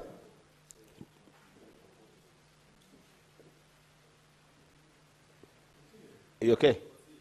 Yeah, so, Mr. Speaker, I want to thank Senator Danson Mungatana for his comments, and particularly when he suggested that perhaps because there are a number of guilds that do run the different clusters of creative economy, perhaps we consider having this as a council, because a council then will encompass many more guilds and give it a bigger governance structure that will be semi-corporate in terms of just an organization that can be able to then help the creatives rethink the idea of industrial policy. Because this bill, by large, and from the comment of all the senators who have spoken, by large is a bill that for the first time is going to help creative economy have an industrial policy influence that will then inform the action or inaction of government. So I want to thank you so much, Senator Mungatana. And of course, I also want to thank all the senators that have spoken on this bill. Among them, also Senator Hilary Sigei, as well as Senator Ledama, whose comments really inspired me, because they were keen on making sure that perhaps we should forward some amendments alongside the amendment of making sure that we have the creative economy having a council instead of just the guild, but also they had proposed that perhaps we reduce some influence of the ministry that has been proposed. We had proposed that this bill be housed, or rather this act be housed under the Ministry of Trade and Investment, because we don't want a situation whereby people are looking at creatives as just people who did not succeed in life, and therefore they are left as exploring music or exploring comedy or exploring any form of art as a place of last resort. So therefore, the first thing that we must change is the culture that people see creatives as people who don't have formal career, who don't have potential for being professionals. Indeed, creative economy has proven to be a professional economy, that then we must be able to create it in a way that even the younger generation can desire to have a career in the creative economy. And that's why we're taking it to the Ministry of Trade and Investment to make sure that we can be able to create a case, or rather make a case for commercial viability in the creative industry. But then the comment of the two senators, Senator Ledama as well as Senator Hilary Sigei, was that we reduce some of the power we want to give to the minister, so that the creative can take over that role. And indeed, Mr. Speaker, some of the comments that the senators gave in this House are synonymous with the comments that we received, Mr. Speaker, during the committee stage of this particular bill. And Mr. Speaker, allow me to highlight that I think this is one of the bills that has had the highest number of submissions in this House, because we had about 80 submissions, and mostly by creatives, who actually also showed up and shared with us a lot of their thoughts. And Mr. Speaker, it will be in order for me to actually thank them. Mr. Speaker, we had, when we were starting this program, Mr. Speaker, one of the best artists in the country, a musician called Bien, together with Nameless, together with a comedian called Mamito, another musician called Nviri, and a number of artists actually invited us into an informal kamkunji, and we sat together, we had tea, and envisioned what this could be like. And Mr. Speaker, during the time that public participation was called, I saw a number of creatives really giving a lot of input to this bill. Some of them, Mr. Speaker, include people like John Kimani, people like Ezekiel Onyango, who is the chair of the association that deals with the films in the industry. We had people like Eric Omondi, who is very well known, Mr. Speaker. We had Nikki Big Fish, who also gave us a lot of comment. We had Winnie Njenga, who is in the creative space at the content creation online. So people really who know what the creatives are going through gave a lot of input in this bill. And I want to say that when we're going to the last stage of this bill, we will definitely make sure that some of the proposed thoughts that do agree with the thoughts of the creatives who contributed overwhelmingly in the development of this bill will be included in the amendments that will then inform the subsequent stage of this bill. And Mr. Speaker, I want to say categorically that as a House, we must champion and fight for a space for creatives to make sure that the idea of support is not just limited. Real implementation of the new constitution. You find it in our of the new constitution. You find it in our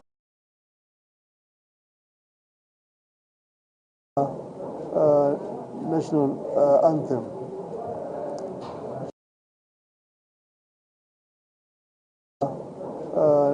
National anthem.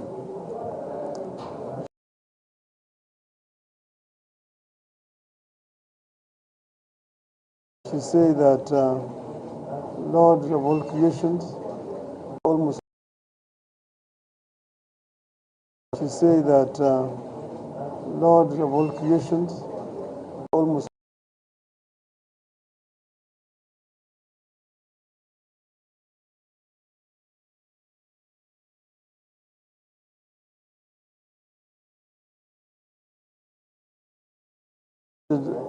Real implementation of the new constitution. You find it in our the new constitution. You find it in our national anthem. National anthem. She say that Lord of all creations, almost. She say that Lord of all creations, almost at par. Kenya, Ghana, and South Korea at par. Kenya, Ghana, and South Korea. In terms of major economic indicators. In terms of major economic indicators.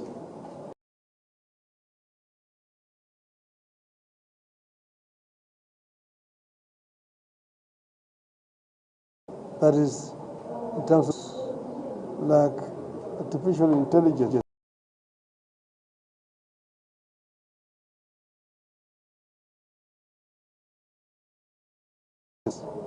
Tools that can help us using tools that can help us using our young population to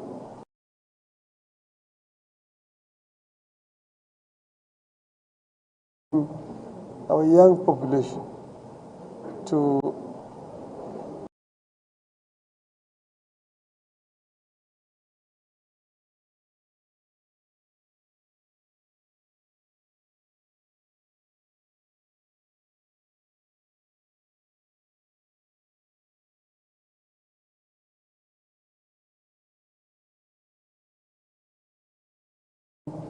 our young population to empower them, to impart requisite knowledge, in our youth.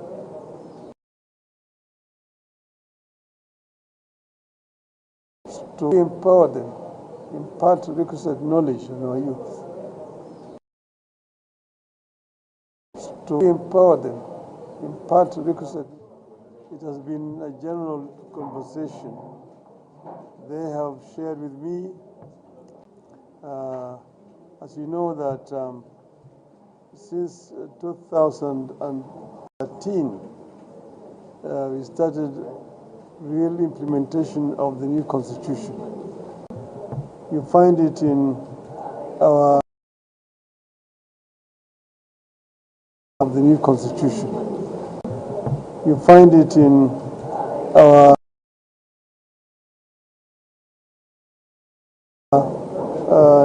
national anthem.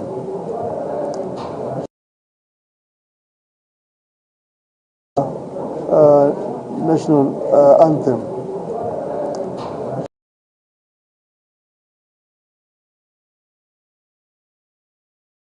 She say that Lord of all creations, almost. She say that Lord of all creations, almost.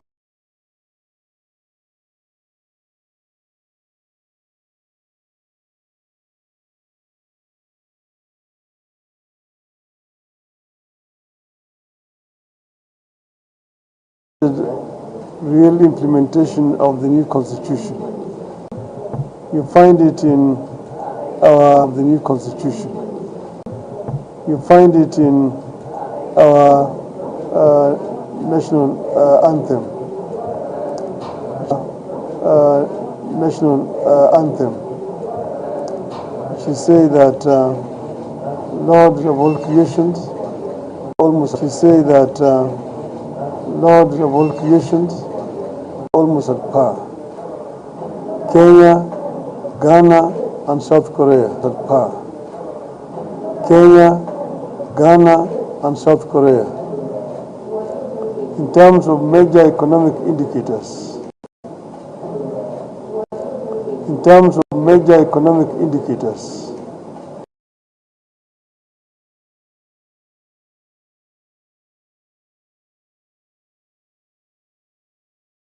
That is, in terms of like artificial intelligence.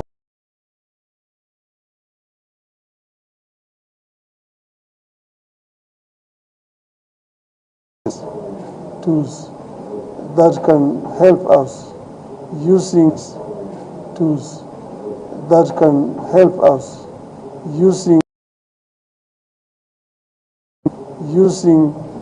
our young population to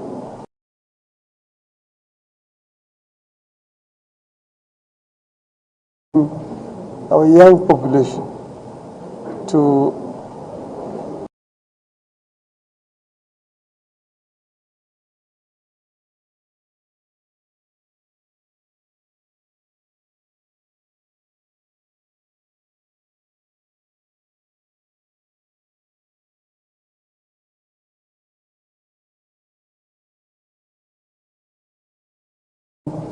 our young population to empower them, to impart requisite knowledge, impart requisite knowledge in our youth.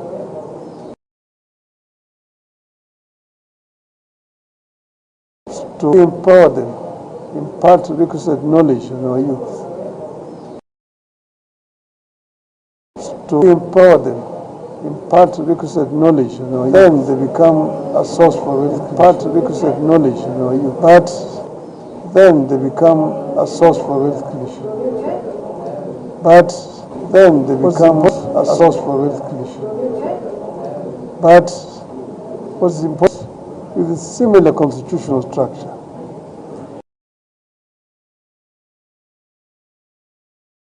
And it worked very well. So we'd like to see our Senate work just like the Senate of the United States of America is working. And together, both National Assembly and the Senate form the Parliament. And Parliament role is to represent to legislate, and to oversight.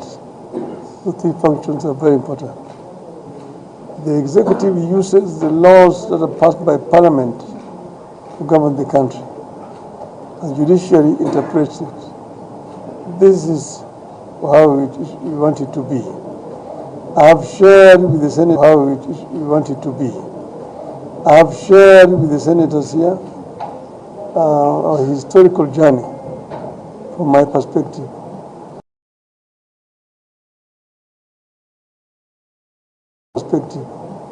Where we come from as a country of 9.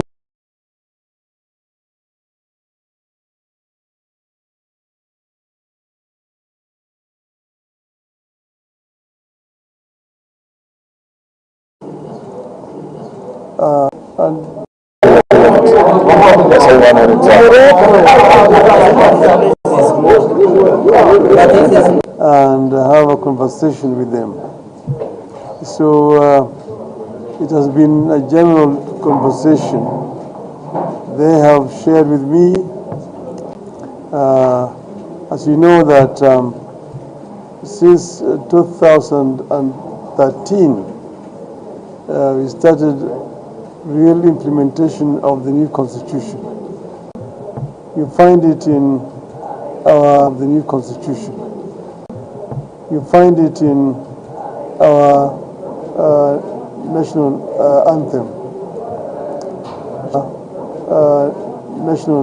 anthem.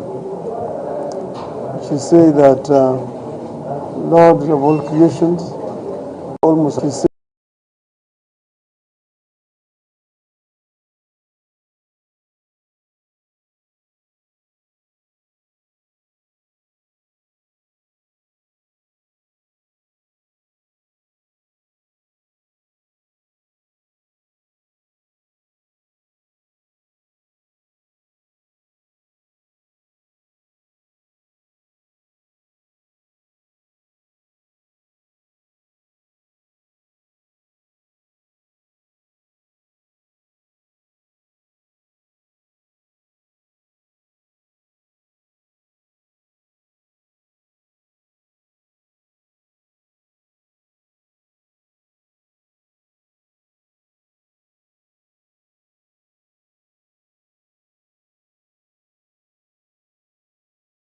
County, Mr. Speaker. I don't know if Senator Boni Alwale knows the one for Kakamega or Mungatana, the one for Tana River.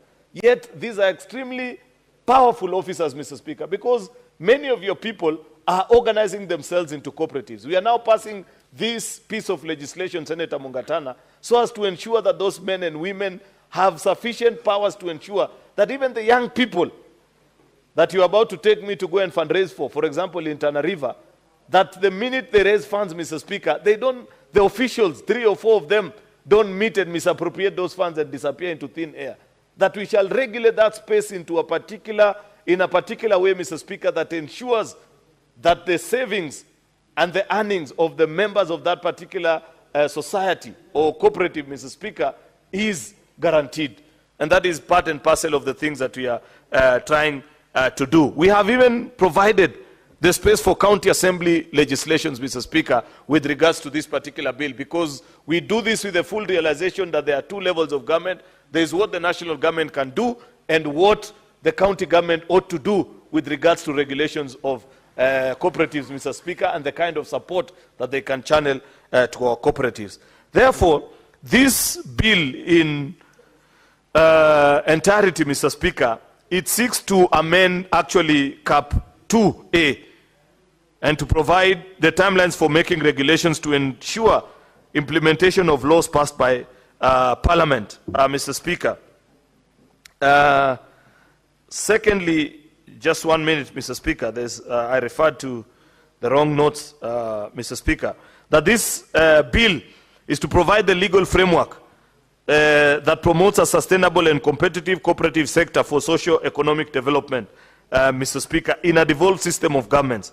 More specifically, Mr. Speaker, this bill seeks to provide for matters relating to, number 1, promotion, number 2, registration, and more importantly, number 3, regulation of cooperatives, and to give life to Article 186 of the 4th schedule of the Constitution. Further, this bill establishes the following offices: the Office of the Commissioner for Cooperatives Development at the national level, and the Office of the County Director for Cooperatives at the county government level, and to provide for the intergovernmental cooperation at both levels. Very important, Mr. Speaker. It is not possible to regulate our circles from here in Nairobi. That's part of where the problem was, because Nairobi will just send a fellow from, I don't know which part of the country, Senator Boni, to come to Kakamega and sit at the head office in Kakamega and expect that he will have interest over a cooperative society deep in Malinya, where you come from. That fellow will never have interest. They don't care. They just wait for the 30th to take their salary. But if you have a son of the soil or a daughter of the soil, Senator Boni Alwale, who knows that it is in their best interest for cooperatives in that county to succeed, Mr. Speaker, they will move around. They understand the cultural dynamics of that particular part of the country. They know the sensitivities. They know that you cannot arrange this and put together. They can even visit members and speak to them in a dialect that they understand on the importance of the cooperative movement, Mr. Speaker. And I like that departure of the realization. I like bills such as this, Mr. Speaker, that appreciates that there are two levels of government. That much as we are one people, we are equally distinct as well. That there are certain things which, if Senator Boni Alwale does, they'll be okay in Kakamega. But if I was to do them in Kericho, I'll run into trouble. And vice versa, Mr. Speaker. And that is who God made us to be. And I appreciate that when we pass laws, Mr. Speaker, that buy into that particular kind of arrangement, Mr. Speaker. Cooperatives, like I've said, they play a fundamental role in the socio-economic development by harnessing the collective economic participation. You promote financial inclusion, and they support local enterprise, Mr. Speaker, ensuring that local economy works, and I have explained. Part 1, which comprises of clause 1 to 5, Mr. Speaker, these are just ordinary provisions of a bill, which is the title, the objects, and the guiding principles. Part 2, which is clause 6 to 18, Mr. Speaker, it contains the provisions for the establishment of those offices that are mentioned: the national government, the county government offices, and the intergovernmental cooperative relationship technical forum for knowledge and skill transfer, Mr. Speaker, so that you can exchange notes with the cooperative officer. If in another life, Mr. Speaker, when you and Senator Cherargei are no longer senators in this house, you can be the director for cooperatives at your counties, and you exchange information about how why your farmers, Mr. Speaker. I don't know why you are laughing and you're imagining that it's a small job. This is a very important job, Mr. Speaker, because you are in charge of thousands of farmers, for example, and their affairs, Mr. Speaker. You will be able to tell Senator Cherargei why, instead of building a huge building and calling it, I don't know what, creameries in Nandi, it would have made sense for them first, Mr. Speaker, to build a stronger cooperative movement such as the one that we see in Meru meeting yearly. And then after, Mr. Speaker, you have secured the raw material, Mr. Speaker, then now you put together a bigger building. Stones, walls, Mr. Speaker, don't grow economies. It is people, Mr. Speaker, that grow economies. The bigger challenge for our counties, Mr. Speaker, is this obsession with brick and mortar, where you just want to put up a building. I said the same about Kipes a few minutes ago, Mr. Speaker, that, you know, we have told counties that put together a building of 500 million shillings, but have not taken time to ask them, what is it that those counties will be selling? What will Nandi be selling in its Kipe? What will Kericho be putting in the Kipe that is being built in Kapsorok, Mr. Speaker? And the same can be said of all our 47 county governments. Therefore, we must stop this obsession with brick and mortar, Mr. Speaker, and invest in people first. Supply the raw material. Let it be in abundance. Then we now start struggling about how to collect it and organize it in a better way so that we're able to access markets within and without of the Republic, Mr. Speaker. Part 3 of the bill, which is clause 19 to 27, this provides provisions for the structure of cooperatives in Kenya. Members will take time to read and appreciate. Part 4, Mr. Speaker, which is clause 28 to 43, it's provisions for registration of cooperatives, Mr. Speaker, so that you ensure that when a cooperative is registered, Mr. Speaker, what are the transition provisions so that somebody doesn't run away, the way our colleague, and is not here, Senator Mahanzo, disappeared with the ODM certificate in 2007, Mr. Speaker. That has happened in cooperatives many times, where the founder member, Mr. Speaker, disappears with the certificate and say, this was mine, yet they were doing it actually in trust. That process has been streamlined in clause 28 of this particular bill. Part 5, Mr. Speaker, includes clause 44 to 50, which contains provisions on the rights and liabilities of members. What members are able to do. You know, previously, I have seen members, you know, KTDA, for example, Mr. Speaker, and you and I are representatives of farmers. We have KTDA factories in our counties.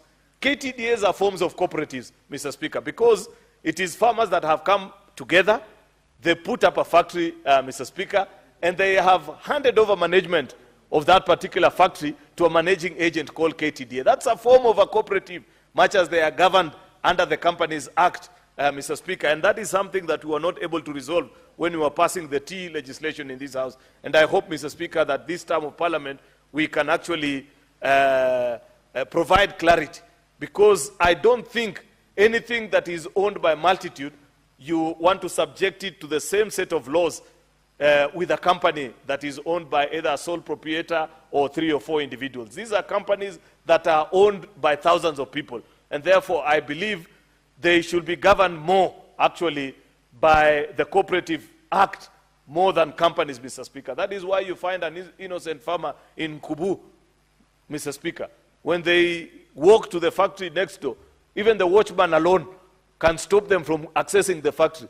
Yet that particular farmer is the owner of that factory through their contribution of tea that they give to that particular factory each year. We have provided for the rights and liabilities of members in our cooperatives in this section, clauses 55 to 66, Mr. Speaker. 67 and 68 provides for amalgamation and division of cooperatives, the various types of cooperatives that you have. What is it that is a smaller cooperative and a larger one, Mr. Speaker? We didn't want to lump all of them together. A cooperative such as yours, the one that I've given as a perfect example, or Imarisha and Kericho, Mr. Speaker, that has tens of thousands of members, cannot be governed by the same set of laws, for example, like Kapsoit Boda Boda, the one I fundraised a few days ago for, Mr. Speaker, that has hardly a few hundred members, Mr. Speaker. Therefore, we have provided for the classification of the various cooperatives that exist.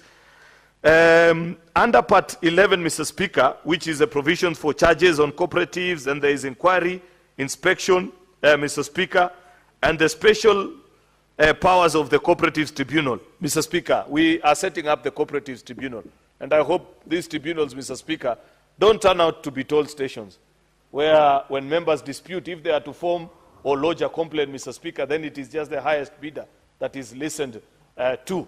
It must be manned by men and women, Mr. Speaker, of great integrity, who understand that they are dealing, Mr. Speaker, with ordinary citizens who may not have the force, Mr. Speaker, to do many of the things that are being looked at under this particular law. So, Mr. Speaker, this is a very comprehensive piece of legislation. And I hope that members will take time to appreciate, read it, give their comments, Mr. Speaker, including on the tribunal, Mr. Speaker, and when the tribunal, for example, in section 131(2), I just wanted to read that particular part to make this case, that where the Cooperatives Tribunal enters judgment in terms of award together with cost, it shall issue a decree which shall be enforceable as a decree of a tribunal, Mr. Speaker. Just giving it powers, you know. And what happens if you fail to attend a cooperative tribunal, Mr. Speaker, and what will happen, and so on and so forth, Mr. Speaker. So, Mr. Speaker, I want to urge members that we support this particular bill. Share your thoughts, Senator Osotsi. I know, for example, you are very actively involved with the cooperatives in Vihiga, including the Boda Boda one. One of the best performing, actually, in the country is the one. Those gentlemen from your county, they were in my county when we were fundraising for the ones in Kapsoit that I mentioned.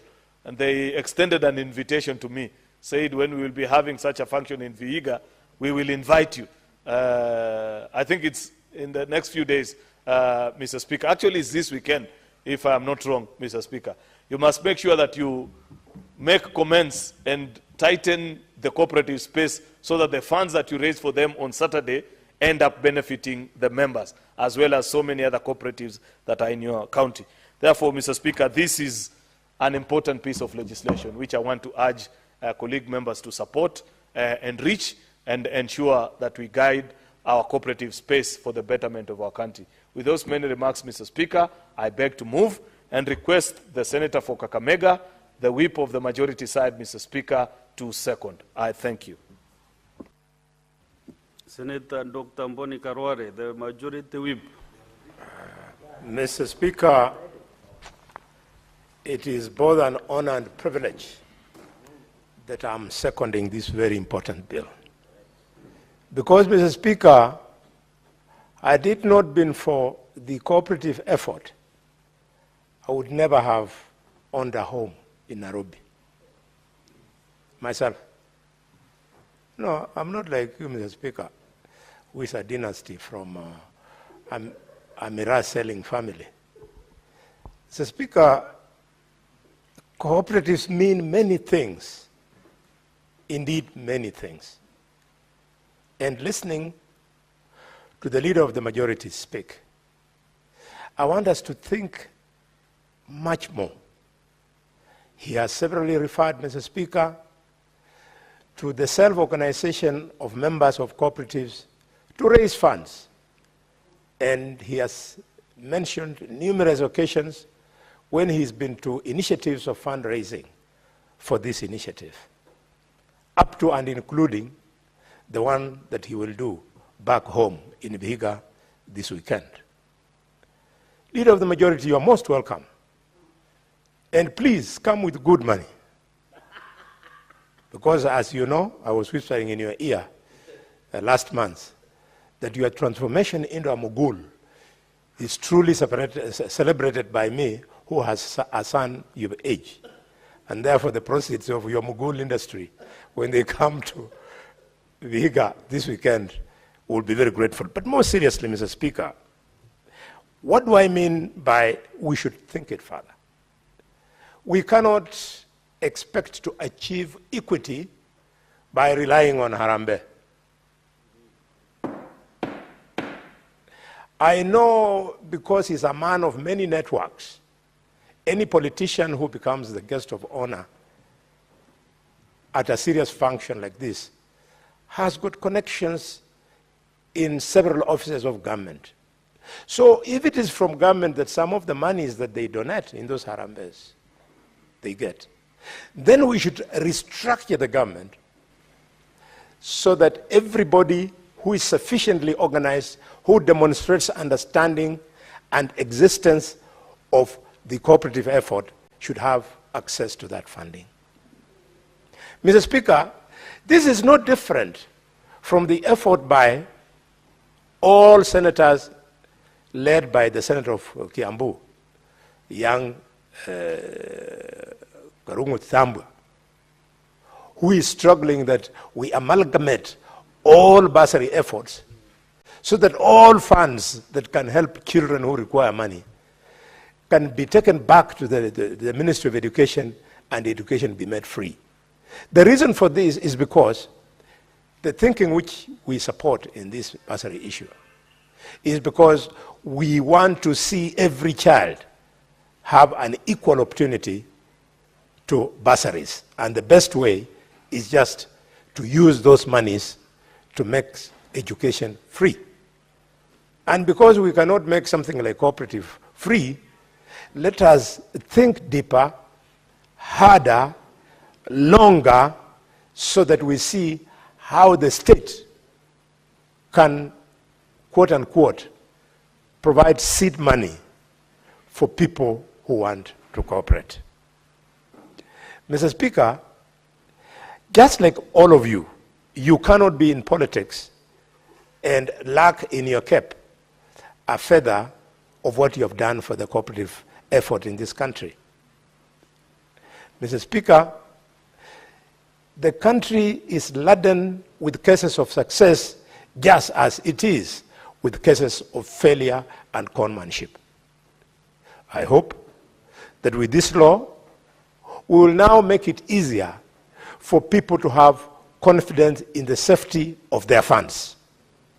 Because the people who are in charge of the cooperative movement at whatever level, community level, whichever levels we shall put, the end result is they end up stealing money meant for these people. My daughter was doing internship years ago with the Jererge, you normally remind me the names of these things. This body that brings cooperatives together, a Cusco, housed at Upper Hill here. And my daughter used to look very nice there, working there, and I had a lot of respect for them. Only to learn later on that the blocks who had been in charge of that union had been stealing. They have stolen billions of shillings from cooperatives. It is extremely unfortunate. So, Mr. Speaker, if the controls, because we have not gone through with a tooth comb in this bill, are not there, we will put them there. And if they are there and they are not tight enough, Mr. Speaker, we are going to tighten them. We want the cooperative effort to be a success. I remember, Mr. Speaker, in 2003, as a young dashing parliamentarian, I had a discussion with now Director and clerk at the desk. We had come here, had just come as a young member of parliament, and he had just been employed here. In fact, I can confirm that he did not have even a beard when he was here. And he was telling me about the success of the cooperative movement back in Central Province. And having been a son of Western, because he went to school at Mukumu High School, and his uncle had a good business in Kakamega town, we were friends. So I went back, and the first thing I did, I wanted to learn from Central. And Mr. Speaker, I went to the Boda Boda. And in 2003, Boda Boda was not a motorbike. In 2003, Mr. Speaker, Boda Boda were bicycles. So I took 100,000 shillings and put in the Ikolomani bicycle Boda Boda. My political opponent then went and called the same boys and told them that this man is playing around with the effort. How can he ask you to be contributing money to put in that kitty? What he should have done, he should have given you the 100,000 shillings, you share amongst yourselves. That is leadership for you. It is the leadership that kills noble initiatives like this one, Mr. Speaker.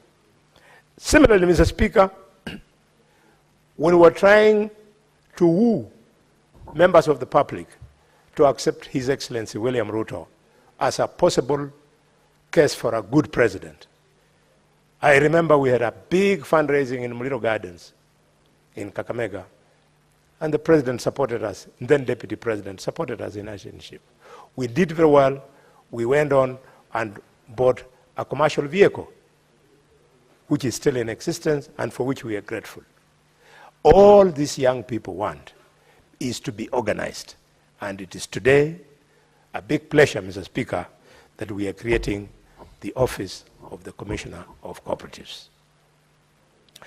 Since cooperatives are principally at the county level, it's good that we have accepted that this office should only be at Nairobi, but appreciating the fact that they are the counties that are going to be in control of these cooperatives, and therefore the creation of the county directors. I'm glad, Mr. Speaker, in this bill, there's been an attempt to recognize the fact that if we don't coordinate the activities at the national with the activities at the county levels, we'll fall on our face flat. And therefore, this intergovernmental structure which has been put in this bill, leader of the majority, is a very good thing. But when I look at the membership of that structure, leader of the majority, it begs for an amendment. The commissioner, a member, that's okay. The directors in the 47 counties, that's okay.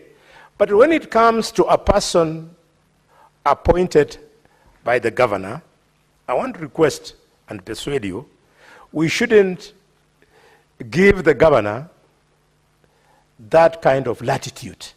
He has sufficient latitude to appoint many other people. Let this be an institutional self-sustaining process so that since the County Public Service Board, the County Public Service Board, Mr. Speaker, will be having a say in the appointment of the county director of cooperatives. Instead of the governor appointing some other stranger, probably a relative, probably a girlfriend, the way they normally do, Mr. Speaker, allow the chairman of the County Public Service Board to be the one to sit on this intergovernmental body, so that it is automatic, so that the chairman of the board is independent when he's there, rather than when you have picked a character who has come there at the pleasure of the governor of the respective county. Mr. Speaker, this is the amendment I propose in clause 16 that says there shall be a commissioner, shall be the commissioner who is the chairperson of this committee, 47 county directors of cooperatives, the chief executive officer of the authority, and an officer appointed by the Council of Governors. No. County chairs of County Public Service Board. Mr. Speaker, having said this, I can see an effort in this bill in clause 20 where under the structure of cooperatives in Kenya, we have created primary cooperatives, secondary cooperatives, cooperative federations, and the ABEX cooperative. Mr. Speaker, this is a very visionary classification. It is the lack of clarity in the structure of cooperatives that opens up members to being conned. That, for example, in the primary classification, you have put from A to B all the way to G. The specifications of what a primary cooperative is something that is even a greater reason for us to celebrate this. Let me use the example, Mr. Speaker, of a primary cooperative in the sector of producer cooperatives. This shall be a cooperative registered under this Act with the objects of production, processing, marketing, and marketing of members' produce. This is useful so that people in the production industry do not end up getting confused, for example, with their monies being heaped together with people from, say, the cooperative sector. I say this with a degree of nostalgia because I remember when I was a little boy of 10 years, our then Member of Parliament had this vision.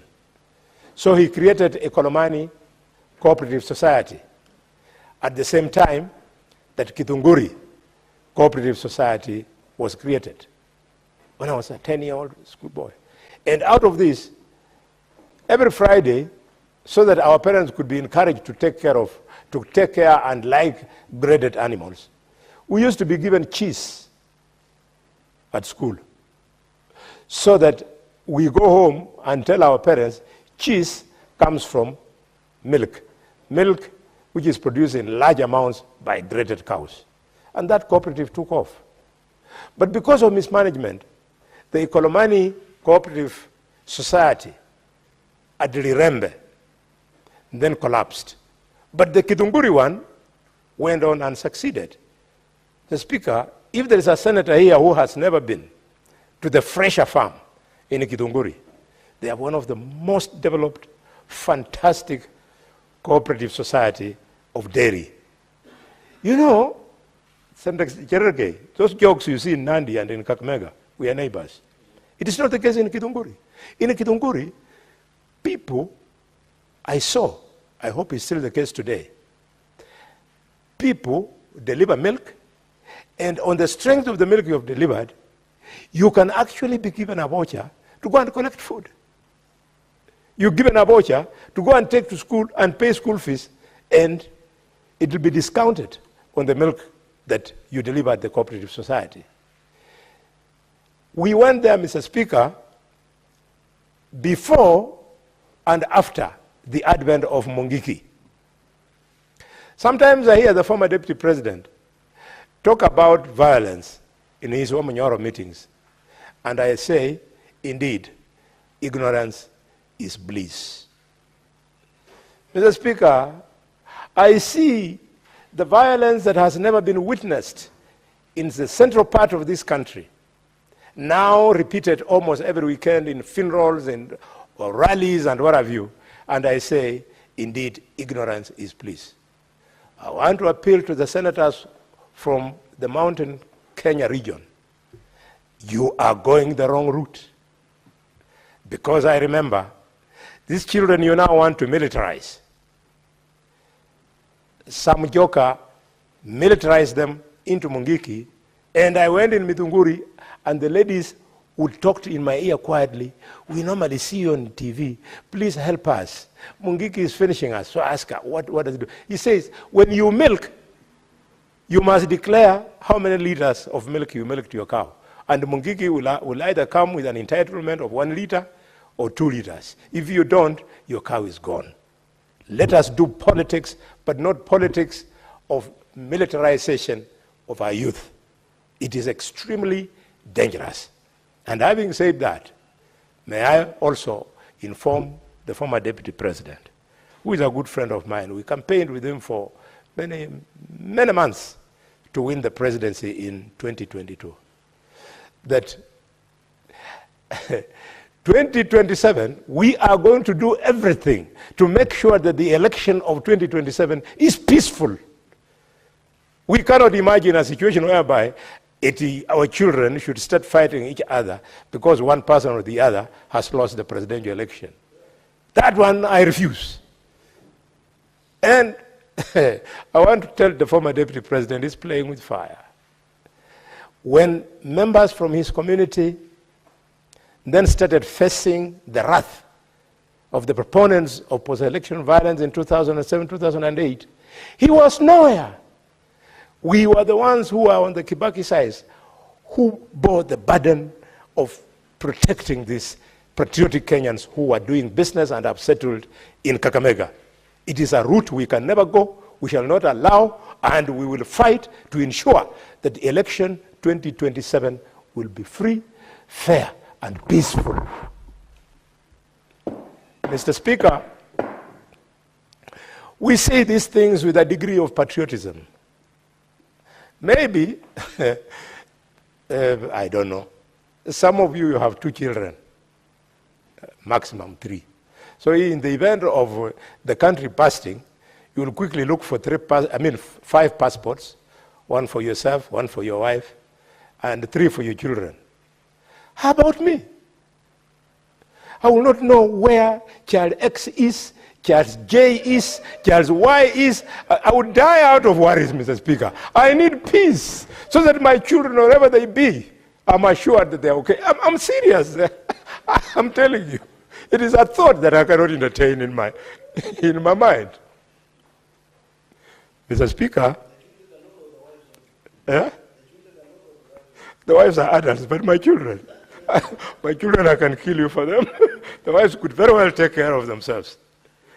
Mr. Speaker, I cannot end my contribution in seconding this motion without mentioning something about CS Wycliffe Ambetsa Oparanya. Wycliffe Ambetsa Oparanya is not my friend. Wycliffe Ambetsa Oparanya is one man against whom we have competed longest in my career. And therefore, we are serious political adversaries. Thank God the elders brought us together sometime last year and we buried the hatchet. It is going to remain that way. Why I want to celebrate Oparanya is that Oparanya has breathed new life into this ministry. In fact, there are people who think this ministry of cooperative only came around when His Excellency President William Ruto made Oparanya minister. This ministry has always been there, leader of the majority. But all of a sudden, Oparanya is there and is doing a good job. This is why sometimes I want to disagree with my younger brother Edwin when he doubts that Papa gave President William Ruto experts to help him run the government. I think it is true because Oparanya is behaving like a typical expert in members of cooperative.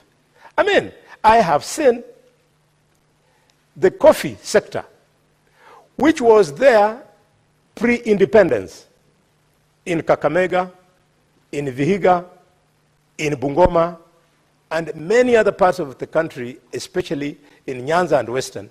They had all died. But Oparanya, every day on social media, I see he's there, he's doing this, he's doing that. We must give him space. I only want to urge members of the National Assembly, Budget and Appropriation Committee to make sure that they put sufficient funds at the disposal of CS Oparanya so that we have enough funds. I appreciate the fact that there is something they call the cherry fund, but we should have enough funds to make sure that farmers who want now to rejuvenate, to reinvigorate these factories of coffee can now be able to get good seedlings. And I would like to urge members of the farming community, especially those interested in coffee in Kakamega, not to be in a hurry, just because of the hype which I can see going on now, to plant seedlings.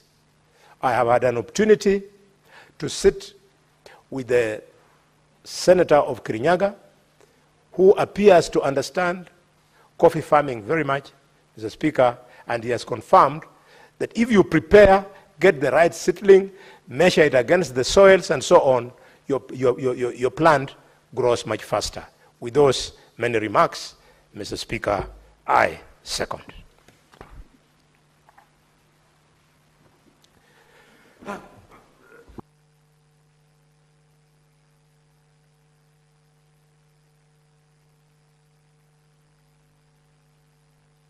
Honorable Senators, I propose the question that the Cooperatives Bill, National Assembly Bills number 7 of 2024, be now read a second time. We now open this session for debate, and we start with Senator Danson Mungatana, Senator Okech Endi. You are next after Senator Gicheru. No, he was here quite early before you. I don't know why you questioning the chair. Senator Senator Chergui is questioning you. You might fail to get a chance to debate this afternoon. Senator Chergui must not question the chair. Mr. Speaker, I want to rise and on the onset support this bill, Mr. Speaker, that has been moved by the Majority Leader, and say that the cooperative movement, Mr. Speaker, is one of the best structures of organization in business terms that lift societies, Mr. Speaker. And this bill seeks to put a legal framework that will ensure that there is proper governance for cooperatives in the country, Mr. Speaker. Mr. Speaker, cooperatives have played a very big role in our society in making sure that businesses are started well, are resilient, are sustainable, and more importantly, can grow to greater heights, Mr. Speaker. But one thing that has always been elusive to us as a country is the governance of cooperatives. Because long time, Mr. Speaker, when especially the cooperative movement started in the agri products, Mr. Speaker, the challenge has been that the idea of governance has been left to the national level. Of course, this has been by large because of the fact that we have had a unitary government for a long time before devolution. But even in the advent of devolution, Mr. Speaker, cooperatives have remained governed by the national government. Yet the core and the essence of cooperatives, Mr. Speaker, is to help small and medium enterprises particularly, which actually was the core of the Kenya Kwanza Manifesto, to look at the micro enterprises, small, medium, and sometimes growing businesses in our country, Mr. Speaker, with the idea of undoing the challenges that these businesses are facing, Mr. Speaker. And those challenges, it has been proven time without number that those challenges are best addressed within cooperatives. Yet these businesses exist in the local communities where we come from. They are in the counties. They are in the constituencies. They are in the wards where we come from. But then if you look at the governance structure, the legal infrastructure that defines cooperatives, Mr. Speaker, you find that it is only at the national level that they have been regulated over time. So this is the first bill, Mr. Speaker, that seeks to give life to Article 186 of the Constitution, which sometimes back when the Constitution was being done, saw a nexus between the national government and the county government in the running of some of affairs such as the cooperatives that we're seeing right now, Mr. Speaker. And therefore, Mr. Speaker, I don't see any good bill that will be better than this in terms of that giving just that legal framework that encompasses counties to be able to give them a life in the control of cooperatives, Mr. Speaker. For far too long, Mr. Speaker, cooperatives in this country have faced the problems of financing as the biggest one, to the extent that specifically you've seen SACCOs coming in place, which is a subset of cooperatives, that SACCOs have been innovative around the idea of creating credit facilities as well as saving facilities. And Mr. Speaker, you'll see that a number of those SACCOs that we have seen in our borders have ended up changing lives to the extent that most of the informal business that we see today, or people who are still in the informal economy, over 70% of our country, Mr. Speaker, is still in the informal economy. If you look at the number of people who are employed and taxed in this country, Mr. Speaker, is barely 30%. And that informal economy, the Juakali sector, the border sector that right now NTSA has given as having 1.5 million people in our borders, Mr. Speaker, those people can only make sense of growing their businesses within some form of a SACCO, which has specifically chosen the line of financial services and being able to help its members to figure out those financial services. And Mr. Speaker, even last week, we were with a number of senators from this house who I want to thank very much. And I know that, Mr. Speaker, your contribution also reached the people of Migori, and your message was well home with the people of Migori. I know you were traveling in Israel last week, but then you saw the sense of being able to organize the Migori people who are in the border industry in SACCOs, where, Mr. Speaker, you won't imagine they might look like little SACCOs where they don't have proper financing to help them acquire borders, where the cost of borders tend to be very expensive.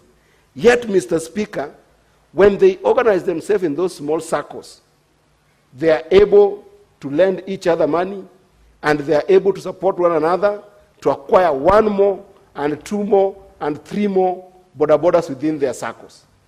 And last week, Mr. Speaker, through the effort of colleagues in this Senate, we were in Migori County to help the boda circles of Migori, and we raised 12 million. In a place where in their circles they used to borrow from each other in their small constituencies, maybe 50 shillings, now we have expanded that tenfold, that they're going to borrow and lend one another even up to 50,000, which, Mr. Speaker, is enough to give a deposit to get a boda from Watu Credit, to get a boda from Mogo, or to get a boda from Progressive and other financiers that are in the market, Mr. Speaker. So the role of cooperatives, as demonstrated by SACCOs, Mr. Speaker, cannot be understated. And the whip, majority whip, Senator Boni Alwale has just spoken about how cooperative movement have changed even the lives of farmers who are giving business sense in the milk industry on the mountain where you come from, Mr. Speaker, from the mountain. And you can see how this can transform the lives of our people. Yet, the challenges of governance and mismanagement of SACCOs, Mr. Speaker, have constantly remained with cooperative movements, to the extent that mismanagement of those cooperatives are not just based on lack of proper leadership and vision to cooperatives, but also to the extent that when members contribute to these cooperatives, they end up losing sometimes their own contributions into the cooperatives. And we have seen time without number, Mr. Speaker, that it is not only the local cooperatives that are struggling, but even the larger governing bodies at the national level that makes it impossible for cooperatives to have a sustainable way of corporate governance. This is an issue that can be made better with proper regulation that does not only look at national government's role, but also the county government's roles, which is what this bill seeks to address in terms of giving life to Article 186 of the Constitution. Mr. Speaker, we have also seen time without number because by the sense that SACCOs are always built by members who come from these localities, local communities, not as vibrant in terms of business acumen as compared to bigger companies or bigger businesses that have found footing in our economy, Mr. Speaker. The SACCOs tend to have a serious lack of capacity and a serious lack of skills in terms of what would make their, not only the SACCOs, but also the cooperatives tend to lack that capacity and skills in terms of what would make them be more business competitive. And this happens, Mr. Speaker, not because of lack of exposure of members, but because of lack of avenues for incentives and support by the governance structure at a national level that is only keen to make sure that they are oversighted, but not giving them support. I think, Mr. Speaker, with what is proposed in this bill, that support can come where we have got a county body working together with a national body and being able to give this support to cooperatives in our communities, Mr. Speaker. One that is close to my heart, Mr. Speaker, is that because traditionally the cooperatives that we have seen, among them, Mr. Speaker, you have just been told about the milk industry, some we have seen in the form of sugarcane industry, but they've not done very well as compared to sometimes even the maize industry. Mr. Speaker, one of the biggest challenges we have had with SACCOs is a generational gap. There is no legal framework that requires for proper transitions, for proper engagement with generational change in SACCOs, Mr. Speaker. If you look at where you come from, Mr. Speaker, and you study the cooperatives, from where you come from from the mountain and central Kenya, Mr. Speaker, you'll find that most of the people in the milk cooperatives, Mr. Speaker, are quite elderly people because it has been traditionally been seen as a place of owners of capital. And owners of capital here will be people who own the land, people who own the animals, people who own the factors of production that ended up defining the business in the locality that then made it possible for those circles to mushroom. And, Mr. Speaker, partly also is because young people in most of the cooperatives that you have in the country, those jobs don't seem lucrative to young people. So for instance, agriculture becomes somewhere that young people don't want to venture in. And therefore, they miss becoming members of these cooperatives. And Mr. Speaker, that generational gap is a very dangerous one for our country, Mr. Speaker, if not given life by this kind of legislation. Because when there is no succession planning in these cooperatives, Mr. Speaker, then the circles becomes just avenues for building businesses for subsistence, but not building businesses that have got commercial viability that can compete, not just at a national level, but even at a global stage. And the first attempt by this bill, if you look at the sections that are brought about governance in the counties to work with governance in the national level, Mr. Speaker, will be able to solve and cope for some of these issues that are elusive to building strong cooperatives, Mr. Speaker. And to some extent, Mr. Speaker, those challenges have also gone to gender gaps. Mr. Speaker, you've seen a number of cooperatives that are run within our villages. They tend to be male-dominated. And the reason is what I just talked about. Because they are small businesses that are not following the corporate structure of bigger businesses, the owners of capital who tend to be men in our communities tend to dominate those circles. With the proper legal framework that is being proposed by this bill, then you can be able to solve for these issues. The idea of solving for those weak legislation within the cooperatives will be enhanced by this particular bill. The idea of solving for weak leadership in cooperatives will be enhanced by this bill. But if we pass this particular legislation, Mr. Speaker, I am sure that we will have circles that start having vision, that start having proper mission, that are still, I will start running with proper business practices like we've seen in cooperatives that are in other countries, Mr. Speaker. And Mr. Speaker, I must also add my voice because of what I've talked about in terms of generational gap. Mr. Speaker, today, if you were to think about a replacement of banks in our country, because our country has done very well in terms of just thinking about financial services.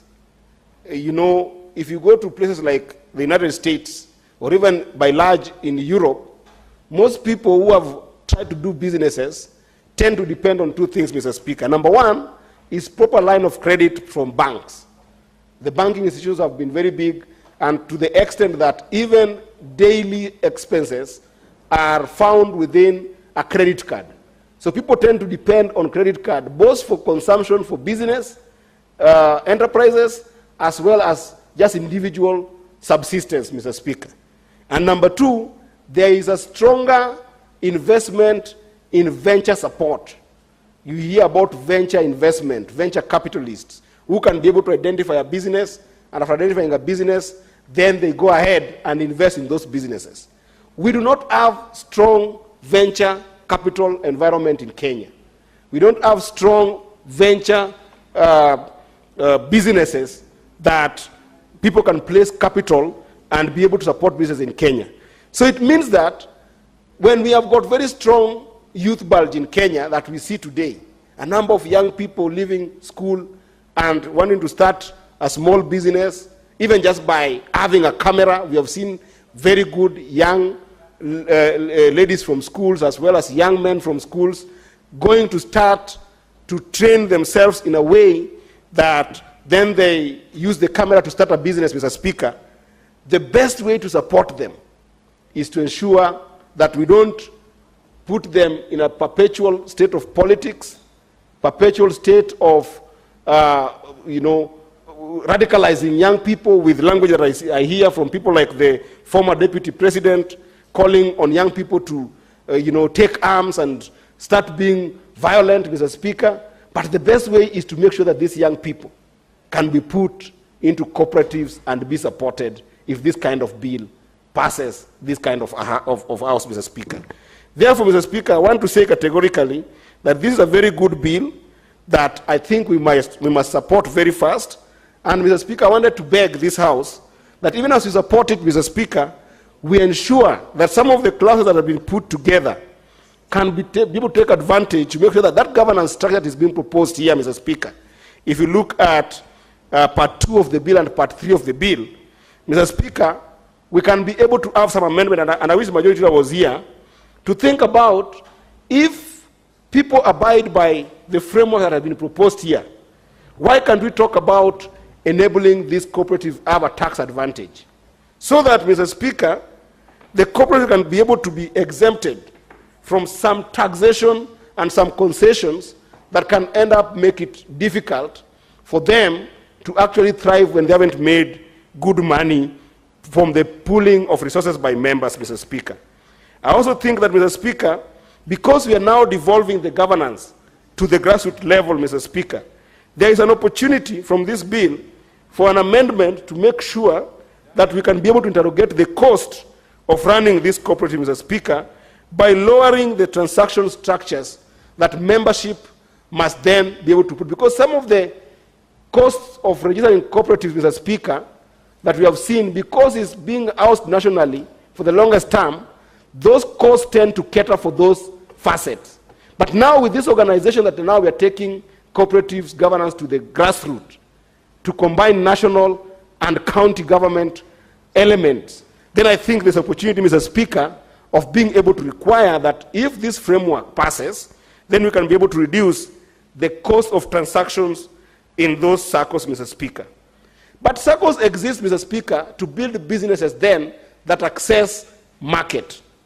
The question of market, Mr. Speaker, I also think that I'll be moving an amendment in consultation with the majority leader, if possible, of rethinking the market power of circles. I mean, not circles, but cooperative in general. I know I'm very keen on circles because circles are the subject that is very strong, Mr. Speaker, and I keep on using them interchangeably.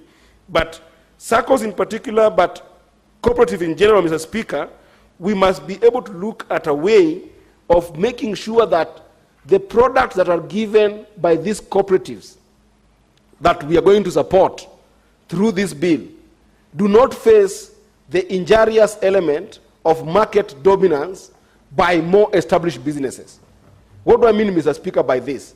We have seen even some laws that have been passed in this house, in these houses of parliament, Mr. Speaker, in the past, where cooperatives in the milk industry will face the challenges of monopolies in the milk industry, who then will require some ridiculous standards of which kind of milk and which kind of equipment that must somebody use to get their milk to market, that only plays to the disadvantage of those cooperatives in the grassroots, Mr. Speaker. These are three areas, Mr. Speaker, that I think if we focus on in terms of amendments, we'll make sure that the cooperatives that we're talking about through this legal framework are supported properly and are managed properly because of that framework that encompasses counties in general and national government in general in terms of democratizing the governance of circles, Mr. Speaker. Therefore, Mr. Speaker, allow me to sit down. As I say, I support this bill that has been put forward by Majority Leader, and I look forward, Mr. Speaker, to its life in ensuring that cooperatives within our borders will be stronger and will have a proper environment for business sustainability. I thank you, Mr. Speaker. Senator Samson Cherargei.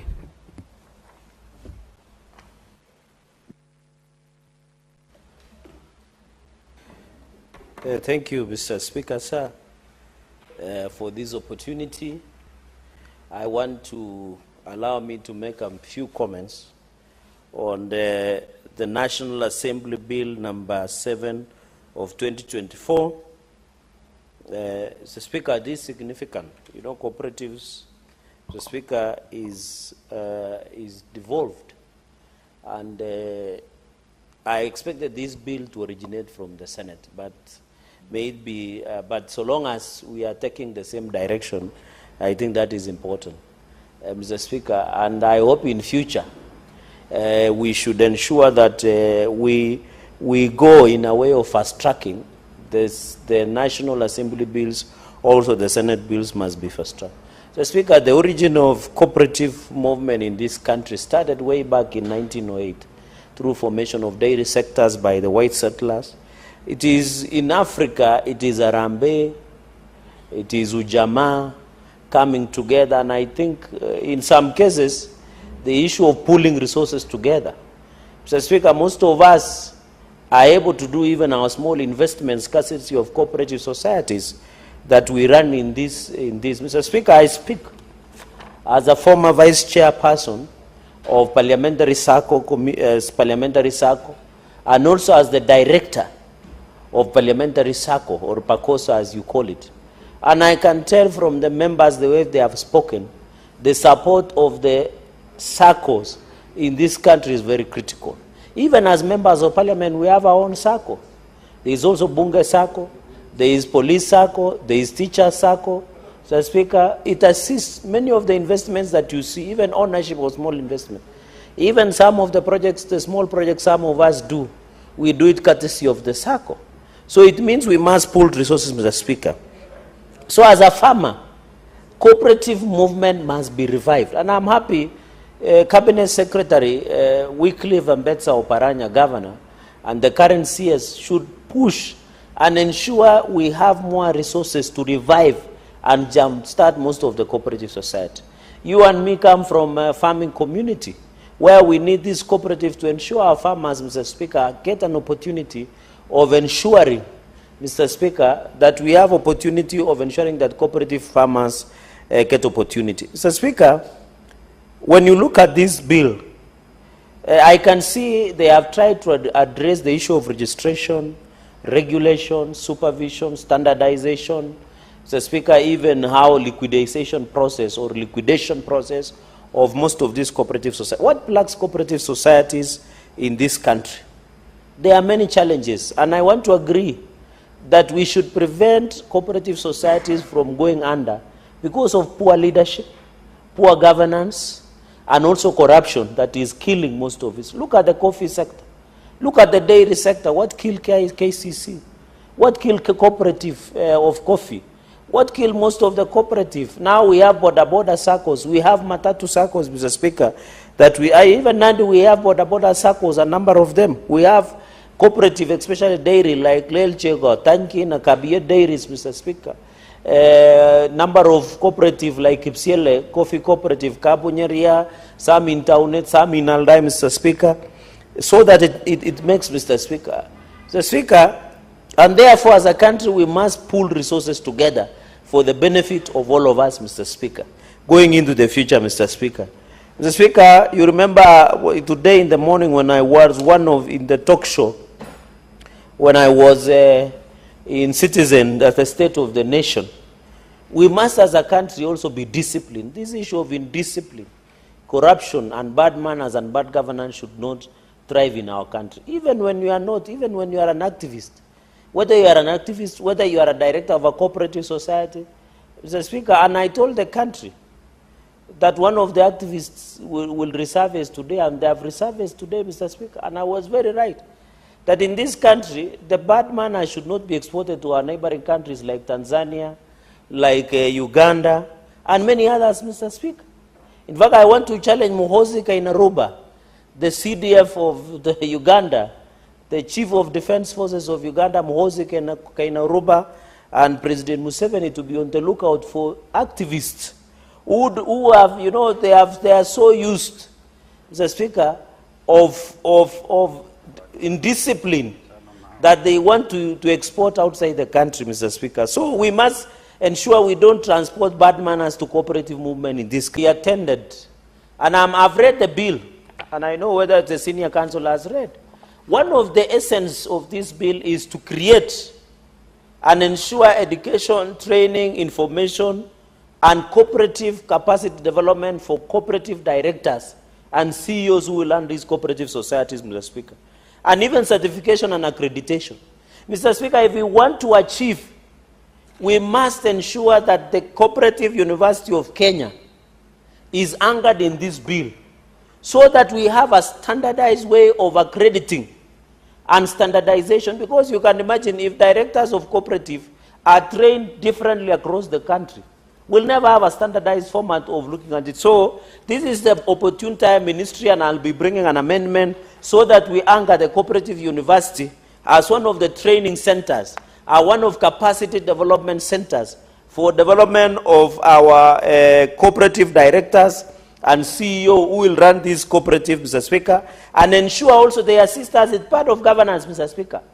In cooperative governance, we must relook at it, Mr. Speaker. So I want to challenge that we must anchor the Cooperative University of Kenya as part of the people who will, and I'll bring an amendment to ensure we have issues of accreditation, standardization, training, capacity building, and research. And this is one of the only universities that we have in the country that we must anchor to allow us to train. And I think, Mr. Speaker, going into the future, let us also specialize some of these universities. I remember JKUAT was supposed to be agricultural training, including Egerton. We need to ensure, universities are going under. And Senator Omogeni, many people have challenged the university funding model. The reason now most universities are struggling, Mr. Speaker, is because, Mr. Speaker, underfunding. And the president brought a model of university funding that should revive most of these universities, Mr. Speaker. I don't agree what Moi University management did yesterday or a few days ago, that they sacked more than 800 staff in Moi University. That is, I am alma of Moi University, Mr. Speaker, the School of Law. I'm alma of Moi University. What is happening in Moi University is very unfortunate. I want to ask the management, not you, how do you fire 800 people who have dependents and families who have worked with the university for the last 15 to 20 years? Mr. Speaker, even those universities, Moi University used to have what we call MUSCO. They also used to have cooperative society, and most of the lecturers and workers within Moi University use cooperatives to acquire the little investment. So I want to challenge the Ministry of Education, the Ministry of Labor, the Senate of the University Council of Moi University to revoke the firing and sacking of more than 800 workers who have stayed. Mr. Speaker, how do you fire somebody who has stayed more than 15 years without gratuity? And it is the same principle and breadth that we are saying don't fire UHC, Universal Health Coverage. And you remember I told the CS in charge of health that he should not fire or transfer UHC workers without proper terms of service, including gratuity, Mr. Speaker. It is the only listing we can do. Mr. Speaker, this country, we must be careful and we must be grateful. The UHC workers came out and confronted an animal called COVID when all of us were hiding. When this senator, that John, when the Senate and Parliament was doing virtual sittings, hiding in our homes, staying in our homes, doing social distance, the only people who came out and fought without a bullet and a gun were the UHC workers. How do we reward? I was sad, Mr. Speaker, when I saw them sleeping here in Kencom, in Afia Center, all night, Mr. Speaker. I want to appeal to the Council of Governors, the Ministry of Health, and His Excellency the President, to kindly President William Ruto.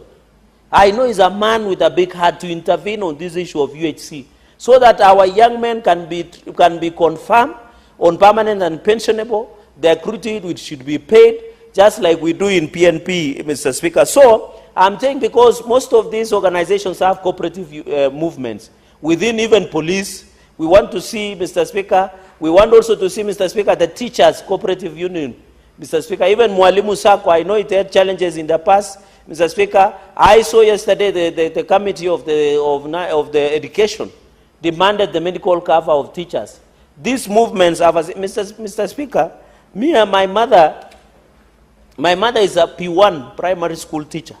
It is courtesy of the Sacco that yours truly and the future president of this republic, I was able to go to school. The meager salary that my mother got as a primary school teacher could not take me to the great school of Kapsabet Boys High School if it was not for the Sacco that teachers have, Mr. Speaker. I would not be standing here. That is why I was able to go to Kapsabet Boys High School and later went to Moi University School of Law, courtesy of the teachers. I'm a proud son of a primary school teacher. My mother taught for many years, and she even later taught me in school. The reason I'm saying I'm the future president is because Kapsabet Boys has produced two presidents. It has produced President Moi. It has produced President William Ruto. They say if you see quacks like a duck, it's a duck. So I have been to a school where presidents are being manufactured, Mr. Speaker. So the point I'm trying to make is that SACCO has assisted all of us. And that is why when I had the cooperative bills, I feel it personal.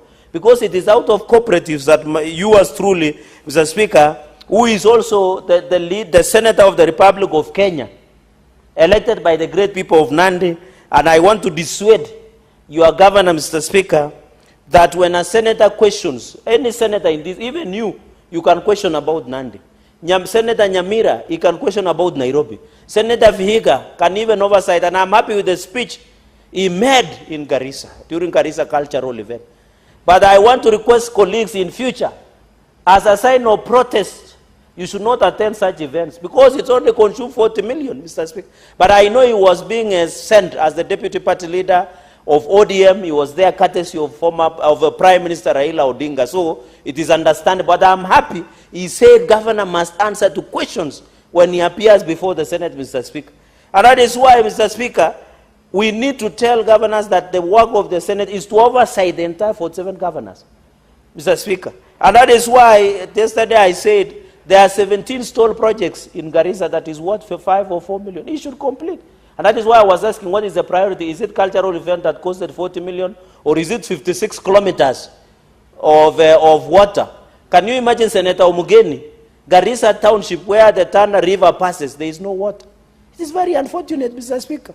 So we need to ensure that, and by the way, Senator Omugeni's point of information, that 56 kilometers is called Baraki Malani water pipeline, of 56 kilometers in Lagdera sub-county, that has consumed 219.8 million. Just for your record, so that as you confer some of these issues, you are able. Mr. Speaker, number 3 is establishment of Office of the Commissioner of Cooperative Development. I agree, so that we have centralized engagement in terms of cooperatives. That's a good one, Mr. Speaker. Mr. Speaker, I'm happy that you have included the PPPs, private-public partnership. I agree. That is one of the functions of commission, so that we have centralized. Mr. Speaker, I know we have donors, through conditional funds and grants. Let them engage through PPP. If, for example, you know Denmark is biased towards dairy, Mr. Speaker, dairy is biased towards dairy. Mr. Speaker, they should be able to be allowed under PPP to partner, for example, with farmers from Nandi, Mr. Speaker. As I said this, I'm sad, because the current governor of Nandi, Governor Sang, which has turned the source of champions to source of corruption, is that he has built a Nandi cooperative creameries. Can you believe this, Mr. Speaker? Almost 1 billion, yet he has not even packaged a half a liter of milk. Even a correct factory should only consume 350 million, Mr. Speaker. It is very unfortunate that as we talk today, the farmers of Nandi, we have never gotten value, because Nandi, there are so many white elephants. In fact, do we call yellow elephants or still white elephants? Because Kabiet, which has Nandi creameries, has consumed almost 1 billion. Yet they did not buy land, Mr. Speaker. You go to newborn mother baby in Kapsabet Hospital, is tall. You go to Nandi Governor's office, is tall. Kobujai Hospital, which is thrown away from the Governor Sang home. God forbid if he gets a medical emergency. That project has stalled and has consumed almost 100 million Kenyan shillings. Just like Kapsengere, like Chepterwai Kapsengere Dispensary, Chepterwai Hospital, Mr. Speaker. So it is very unfortunate that white elephants continue. I'm saying this because, for example, this issue of PPPs, if they are coffee sector, avocado sector, Mr. Speaker, and also to ensure, promote and develop frameworks for public-private partnerships, PPPs, we must ensure. Even I saw your governor has established something, he's supposed to fund a project called Garissa's Farmers Training Center or something like that, Mr. Speaker. We must ensure that we bring cooperatives into this, and this will be the work of Commissioner of Cooperative. Mr. Speaker, I think I agree also when you look at another clause, because I can see my time is fast spent. The Director of Cooperatives for Counties, I agree, but I'm happy that you have given a word of intergovernmental, so that we have that relationship between the Cooperative Commissioner in Nairobi and 47 county directors, so that we don't undermine Mr. Speaker, you know the biggest threat to devolution in clawback clauses. And we are seeing this legislation that is being sponsored by National Assembly, that they want to claw back some of the devolved function, like health, like cooperatives, Mr. Speaker. We need to be very careful as a Senate, Mr. Speaker. The price of democracy is eternal vigilance. We must be vigilant, Mr. Speaker. We must be vigilant. And that is why there is a saying, Senator Okongo, that when you smell a stew from your neighbor and your goat has disappeared, you become suspicious of your neighbor.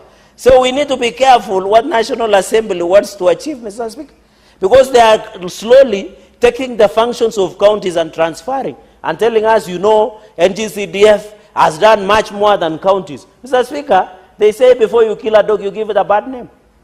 There is corruption everywhere. I want to challenge National Assembly, if they have bowls of steels, sorry, Mr. Speaker, if they have courage, they should oversight their work of national government. There is so much corruption everywhere. What we should be calling out is EACC. But I pity and empathize with Garissa County, because unfortunately the CEO of EACC comes from Garissa. I don't know whether he will be conflicted, whether he can take action against the county government of Garissa, but that is a story of another day, Mr. Speaker. The final point I wanted to make is on the structure of cooperative. I'm happy there is producer cooperative, that is will enclave farmers. I have OAB, the one I have a farmers of Mr. Kosge, I'm forgetting the name, who comes from Nandils. Mr. Speaker, they have their own tea factory. They have even built a building, Siret, it's called Siret. They have even a building in Nandils town. And when you visit Nandi, I know your dad used to know Nandi, and he was a PC and he knows Nandi very well. And we went with him during my state of address at Nandi County Assembly. They have a huge building, courtesy of Siret OAP. This is what we call producer. But the danger is the government did not give them exception of VAT. And these are small-scale older farmers, Mr. Speaker. Let us avoid giving tax exemptions to Uizu and give small farmers. I'm happy there is the savings and credit. We must check out the Watu credit. Kenya Women, Mr. Speaker. There is a famous savings and credit society called Kenya Women. In fact, I want to advise senators, be careful on the loan your wife takes. Because if your wife takes Kenya Women loan and they don't pay, Kenya Women will come with police and take your sofa set, they will take your beddings, they will take the TV, they will take cows. There is hue and cry in villages in Nandi. Because of Kenya Women, the wives go and take loan, Mr. Speaker, and they don't refund. Mr. Speaker, with those many remarks, I beg to support, and I'll bring amendments at the committee stage. I thank you for the indulgence. Thank you very much. Thank you, Senator. Senator Godfrey Ososi. Thank you, Mr. Speaker, for this important opportunity to also make my valued comments on the cooperative bill, National Assembly bill. Mr. Speaker, cooperative movement, as my colleagues have said, is a very important sector in our economy. Mr. Speaker, if you look at the figures from the economy, then you realize the importance of cooperatives in our economy. Because, Mr. Speaker, 63% of Kenyans depend on cooperatives. That is more than half of the population of Kenya depends on cooperatives, either directly or indirectly through members of the cooperative and their dependents, or through the programs they do in the society. So 63%, and I believe this number will likely go up as we continue to improve the status of cooperatives in this country.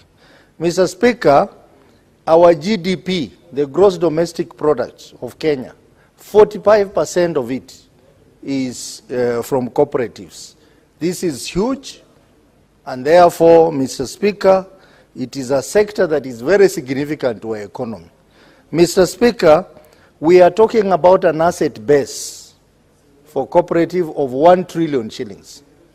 This is just nearly half of our national budget, Mr. Speaker. This is a huge amount of money. Mr. Speaker, 30% of our national savings, 30% of our national savings are all coming from cooperatives. These figures, Mr. Speaker, clearly indicates that this sector is very, very, very important sector in our economy, Mr. Speaker. Mr. Speaker, you know the popular session paper number 10 of 1965 that many of us have been referring to, talked about African socialism, where they were seeking to Africanize the economy. And one of the tools they used to Africanize the economy was through the cooperative movement. So you can see that even our forefathers had a very good vision of what cooperatives could do to our economy. Mr. Speaker, having given a good picture of what cooperatives can do to our economy, including even having a loan portfolio of 700 billion shillings, the money that cooperatives have lent out to Kenyans, there is other issues that we need to look at. Mr. Speaker, Kenya has been ranked very highly in cooperative movement, being ranked as a top country in Africa and among the top 10 in the world. But that ranking has been going down, Mr. Speaker, and something has to be done about it so that we maintain our position as a leader in the cooperative movement, not just in Africa, but globally. But that is retarding. It is going down. I am aware other countries are coming up very fast, especially West Africa countries, which are coming up to claim their space. Mr. Speaker, one of the negative things that have happened in this country when it comes to cooperative is the corruption and the stealing at Cusco. Mr. Speaker, as we are talking now, depositors are at risk of losing 6 billion shillings as a result of the stealing, the looting, and the corruption at Cusco, which is the apex cooperative in Kenya, where, according to Price Waterhouse, 6 billion shillings is not accounted for because of irregular and illegal withdrawals, illegal cash transfers, illegal dividends, and many other malpractices that happened. Mr. Speaker, what I fail to understand is that the report is there, but these people who have been involved in this fraud are still enjoying their ill-gotten wealth. And the police are dragging their feet. Many of the people who are victims of this fraud are teachers and civil servants who have lost their money in Cusco. Mr. Speaker, even as we pass this bill, I think we need to call out on the investigative agencies, on the police, to arrest the culprits involved in the looting and the stealing at Cusco. We cannot have a scenario where the apex cooperative in the country, which is supposed to be the key cog in the entire sector, becomes a target of thieves, of looters, and very little is done to protect the funds that have been invested in this Cusco. Mr. Speaker, even in Cusco, they say that these people were stealing upwards of 580 million annually for the last 10 years. And yet we have a regulator, SASRA, Where was Sasira? Where was Sasira all these years when all this was happening, Mr. Speaker? Didn't they see it? Did they participate? Were they conspirators in this fraud?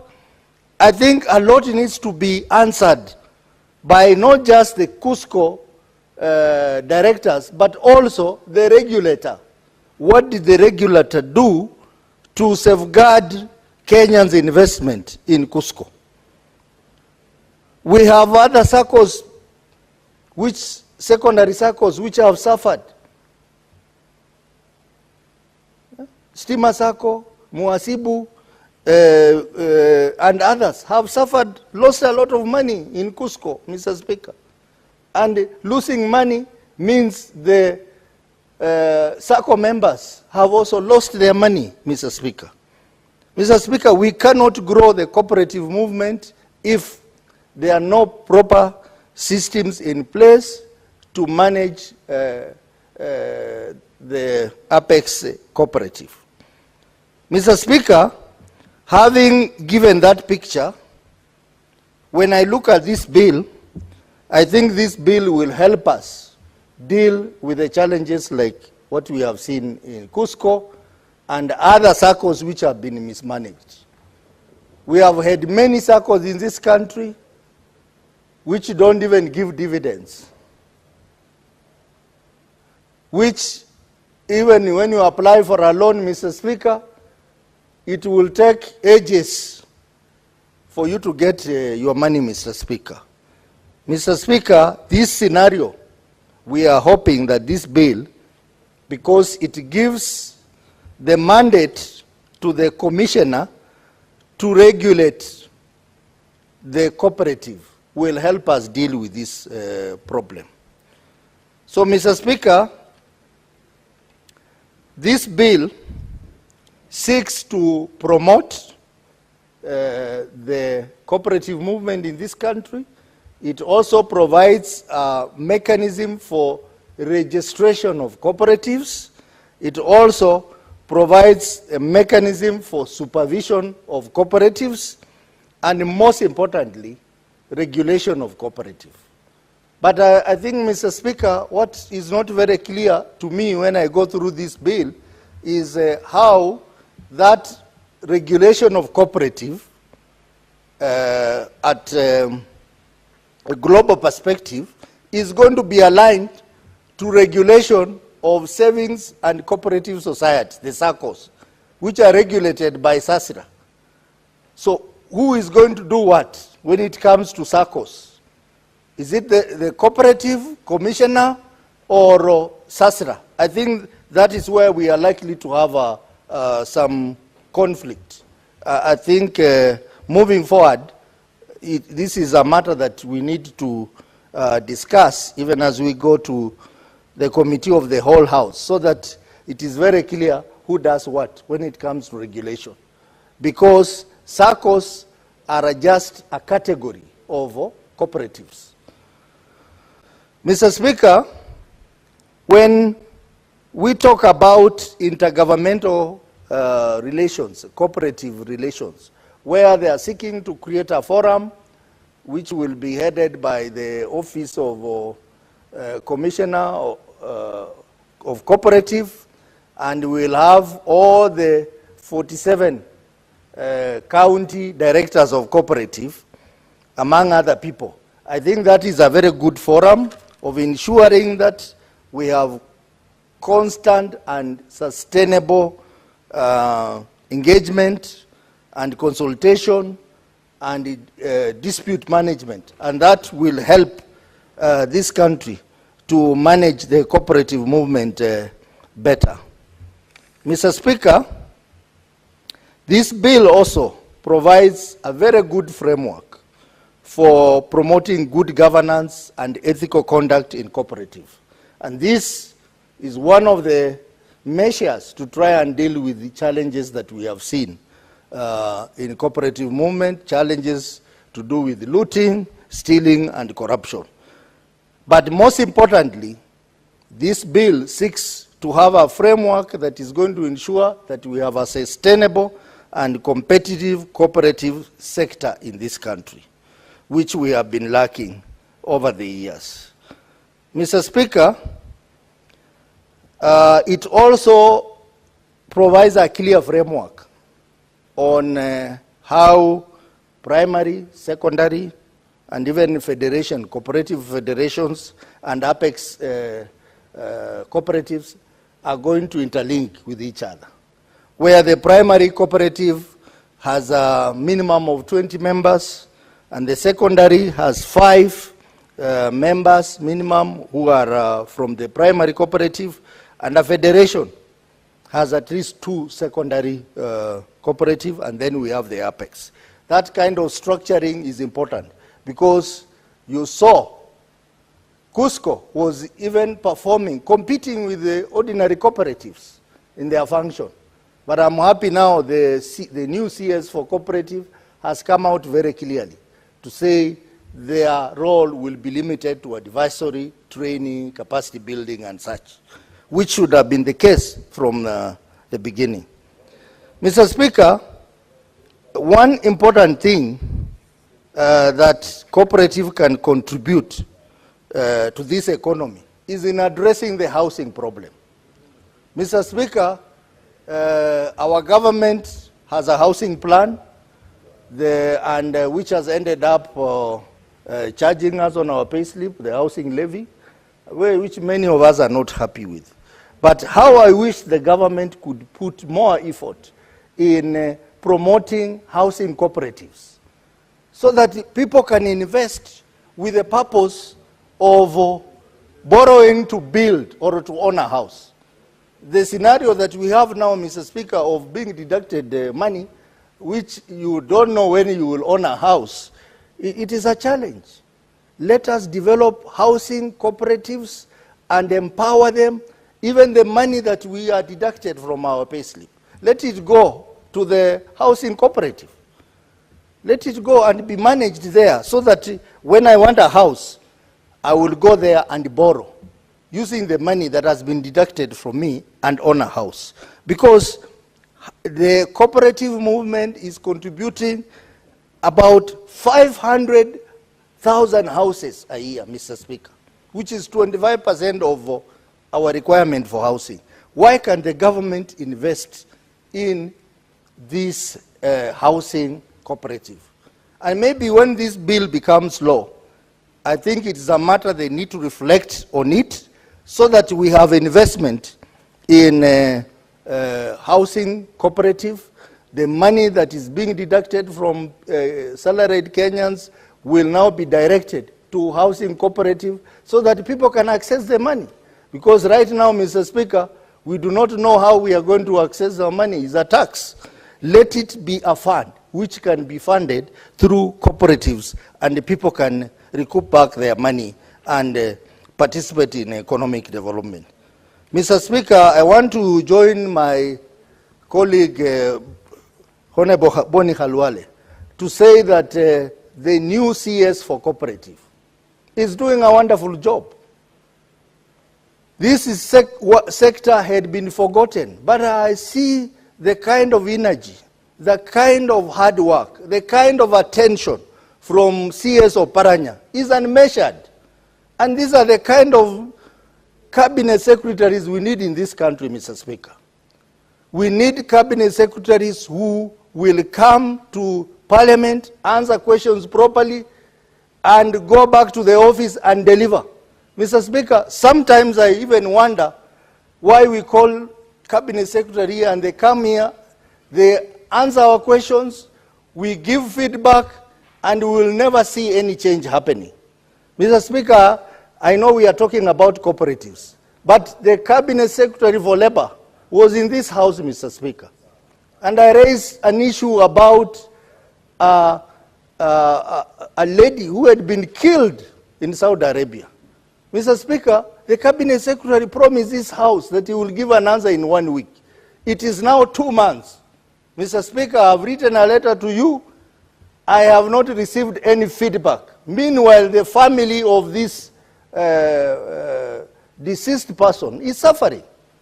We want cabinet secretaries who will deliver like Oparanya, Mr. Speaker, who will deliver like Mbadi and others. And that's why us as a party, when we say we have taken our experts to the government, we can see our experts are working, led by Oparanya and Mbadi and the others. So we want to see our cabinet secretary delivering in their respective dockets so that the country can move forward in a better way. Mr. Speaker, with those very many remarks, I want to say that I have also seen an amendment which is saying that directors of cooperatives will be allowed to vie for only 2 terms. Mr. Speaker, I have seen contestation about that provision, where some people are saying that that provision should not be allowed because it is democracy, let people vie as many times as they wish. I think it's important that we have a term limit in the cooperative movement so that we don't have a scenario where one person has been a director of a cooperative. When I was in the university, he was a director of a cooperative. When I came to work and I became a member of that cooperative, I found a guy there. When I went into business, he was still there. When I became an MP, he was still there. I'm now a senator, the guy is still there. 30 years, Mr. Speaker. I'm not going to mention names, but if you walk around here, cooperative around this parliamentary presence, you can find out how long some of those directors have been there. Many years, Mr. Speaker. They should borrow a leave from us in Pakoso and Bunge Sako. We keep changing them after 1 or 2 terms. So the issue of a term limit is important. I know there is a lot of resistance, but I think it's important that we have a term limit so that we don't have a scenario where people are in office for life. So that we can have freshness, we can have new ideas injected into the cooperative movement. Mr. Speaker, with those few remarks, I support this bill. Thank you, Senator. Senator Mugeni. Eric.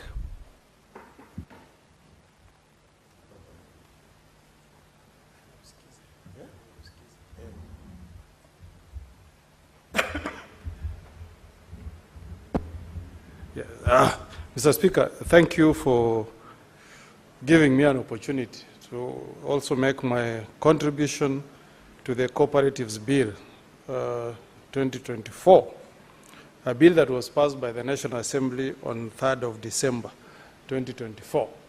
Mr. Speaker, you can see how good-mannered the Senate is.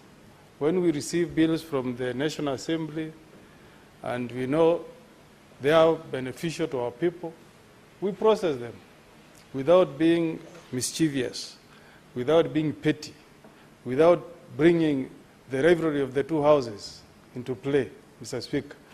And that's how it should be, Mr. Speaker.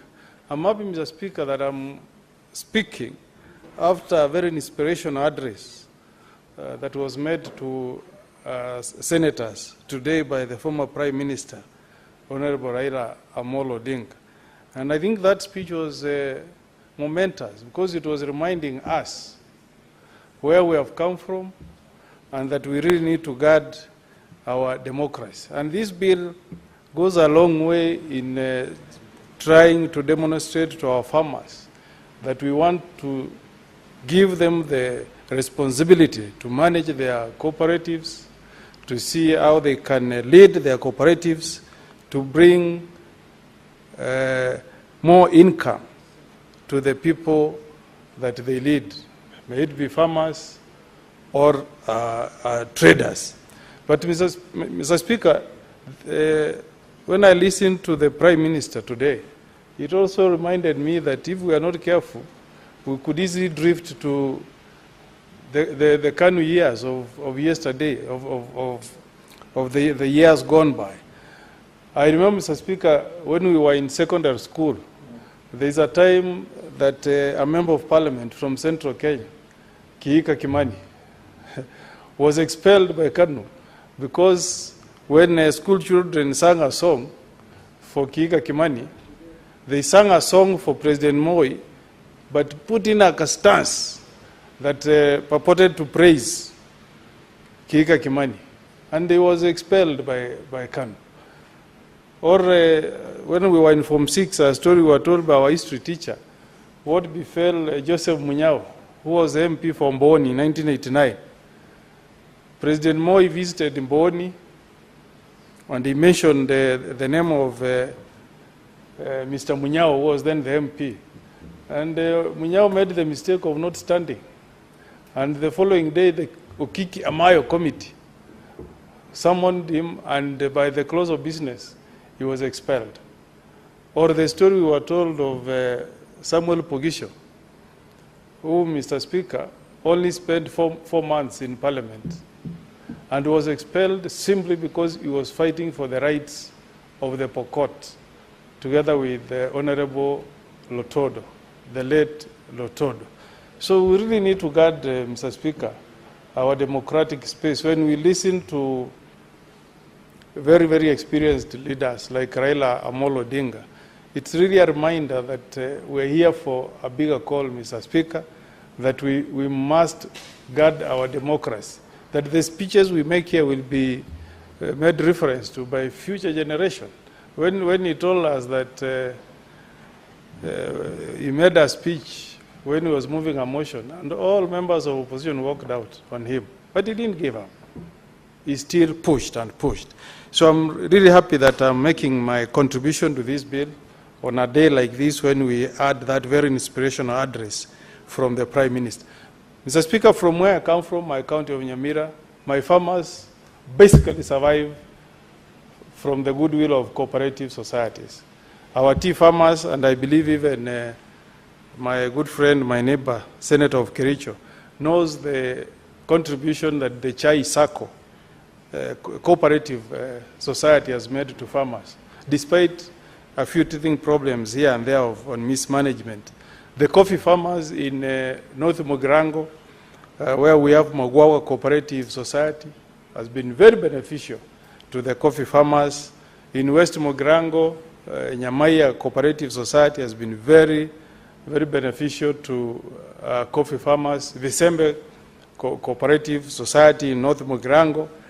In Borabu, Mr. Speaker, where I live, Borabu Cooperative Society used to be very vibrant. When I was a young kid, we used to deliver milk, and a cooperative society used to pay us in our local village in Tinderet.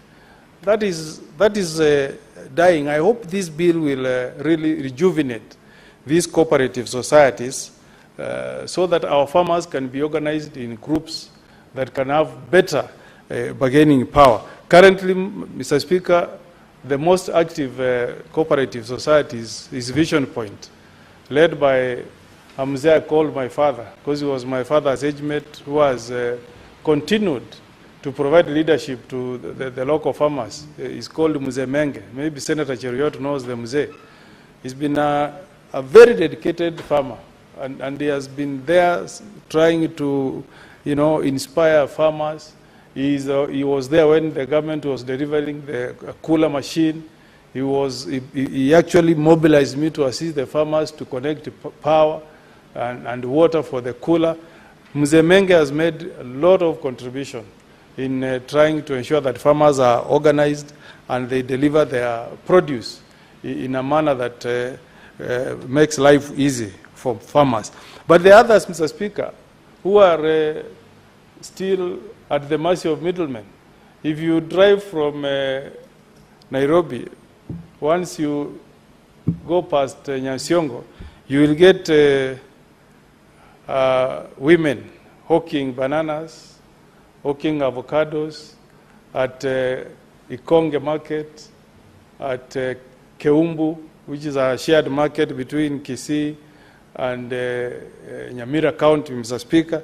And I hope that the passage of this bill will assist those cadre of farmers to be organized in a way that they can have, the cooperative can do bulk purchases, try to do market survey and access, so that they aggregate their produce and sell when they have really a stronger power on the price. Because currently, Mr. Speaker, what happens is that middlemen from Nairobi buy our bananas at a throwaway price. We sell our avocados at throwaway price, Mr. Speaker. I hope that when this bill passes, there will be direct benefit to our farmers so that they are not exploited by middlemen. We want our bananas, Mr. Speaker, to be sold in bulk so that the person who is buying can go and do value addition, you know. But this idea of buying one banana from one farmer or two bananas from one farmer, it doesn't really add value to the farmer because you sell away at thrown away prices. Mr. Speaker, farmers have faced many problems, including at times problems of mismanagement of our cooperative societies.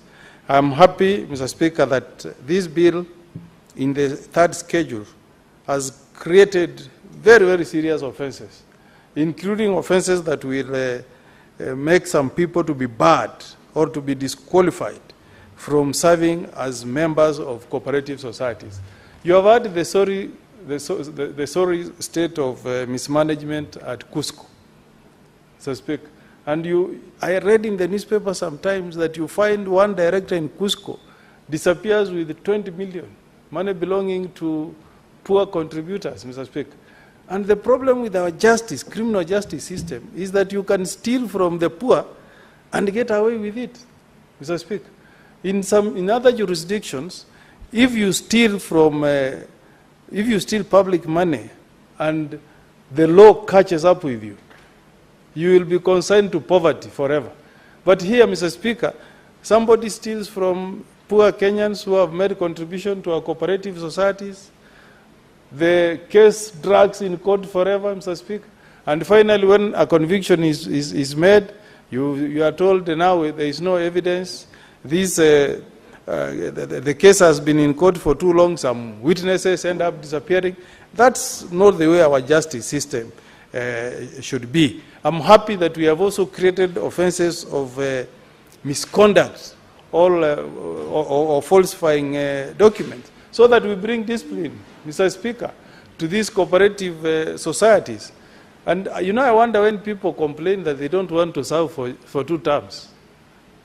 For many years at the Law Society of Kenya, Mr. Speaker, every new chairman used to be told that you walk the story of George Washington. When George Washington became President of the United States of America, there was no term limit. There was no term limit. The 1789 Constitution, Mr. Speaker, American Constitution did not have term limit. But George Washington said, look, we have so many Americans who can bring some ideas on leading a country. I'm not the only one. So he did 2 terms left. The one who followed did the same thing. So it was like that till 1933, when Franklin Roosevelt decided to do 4 terms, so to speak. And Americans responded and said, now that we have seen that we can have people who may want to die in office, let's amend the Constitution and create 2 terms. So you used to take leadership as president of Law Society, and you are told the road you walk is the road of George Washington. You do 2 terms and you go. Why do people want to lead cooperative societies for eternity, Mr. Speaker? Why? There are so many farmers, Mr. Speaker, who can provide leadership to our cooperative societies. Article 89 on the power to charge. I'm happy, Mr. Speaker, that the law is now very clear that before a cooperative society charges its property to a bank, there must be a special general meeting of that cooperative society, and then the members authorize the officials to charge a property. I know of a cooperative in Simbauti, Mr. Speaker, who took a loan but they were unable to pay, and that was land that could have been very productive in farming. But the land has been sold to repay off the loan. So it's important that members themselves pass a resolution, you know, to authorize the board members of a cooperative society to borrow. Mr. Speaker, I will oppose this clause 16 that gives power to COG to pick a nominee. We have passed so many laws here, leader, giving that power to COG. But you find that the chair of the day picks his friends, his relatives, to be representative of COG. That was not the intention. That was not the intention. We must find a way. Let's be innovative. We can even say in each county we have an office of senator can propose a person to sit in the selection panel, the governor to send one person, the MP one person, so that, okay. Yes, Senator Majority Leader. Mr. Speaker, I associate myself with the comments by Senior Counsel, Senator Okongo. That is something that has troubled me for a while. But you need to find comfort in the fact that, Mr. Speaker, we have now since enshrined COG in law, making it a body corporate. What we must do then is perhaps during committee of the whole is that we need to add the words through a competitive process. I think if we do that, then it will serve the purpose. But that's very important what he's raising. I thank you, Mr. Speaker. Thank you for informing. I think that will be a good middle ground. If we say through a competitive process, so that an advert is placed in the newspapers, Kenyans apply, let the one who is most qualified be the one being offered the opportunity. Now, Section 12, County Public Service Board to employ a number of technical officers as it may deem fit. Senator Cheruiyot, you know the problem we have with employment at our counties. My county is currently doing 62% of the revenue that they get goes to employment. We need to find a way. Maybe we need to limit the number of staff. You know, like in the judiciary, we have a limit of how many judges Judicial Service Commission can employ. The Constitution is prescriptive. You cannot have more than 9 judges of the Supreme Court of Kenya. Is it 9 or 7? Yeah? We need to do something. If you put this blanket check, the moment we enact this law, Mr. Speaker, you will see counties will employ even up to 300 people. All the money that we are fighting today to go to counties will still be consumed by salaries at our counties. So we really need to be very, very careful with this power that we are giving to County Public Service Board in Section 12. Otherwise, you will see, Senator Cheruiyot, the moment you enact this law, your governor will employ even up to 400 people because they want to employ their relatives, their supporters, somebody said even their girlfriend. And then 124. You know, we cannot say that JSC will pick members of the tribunal from nominees of the cabinet secretary. Mr. Speaker, the correct language should be that Judicial Service Commission, through a competitive process, will pick members of the cooperative tribunal. Because if you give that power to a cabinet secretary, it means the process will not be competitive. And finally, as I wind up, Madam Speaker, this animal in Article 153 called the Cooperative Development Fund, which shall be money paid by cooperative societies as the minister may direct. You know, I always try to defend farmers. If the minister wakes up and say each cooperative society will make a certain percentage of contribution to this fund, it means that instead of helping our cooperatives, we'll still be giving with the right hand and taking with the left hand. I'll propose, Mr. Speaker, that we find a way, just like the way we have the, is it sugar levy fund? We find a way that we can collect this levy, but without punishing the farmer. The person I want to fight for, honorable senators, is the farmer. Let us not pass laws that are going to add more pain to the farmer, that will take from the pockets of the farmer. I hope that at the committee stage we can find a way of creating a fund that does not punish the fund. Otherwise, Mr. Speaker, by and large, I welcome this bill. I also congratulate the work of CS Oparanya. I've invited him to visit my county of Nyamira to come and visit my my coffee farmers who are in cooperatives.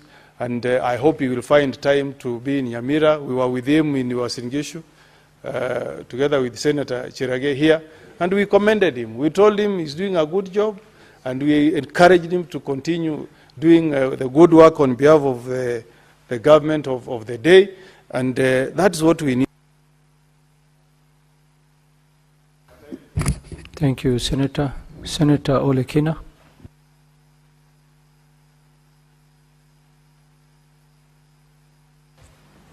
Thank you, Mr. Speaker. Mr. Speaker, I rise to make some brief comments on this very important bill, the Cooperative Bill of 2024.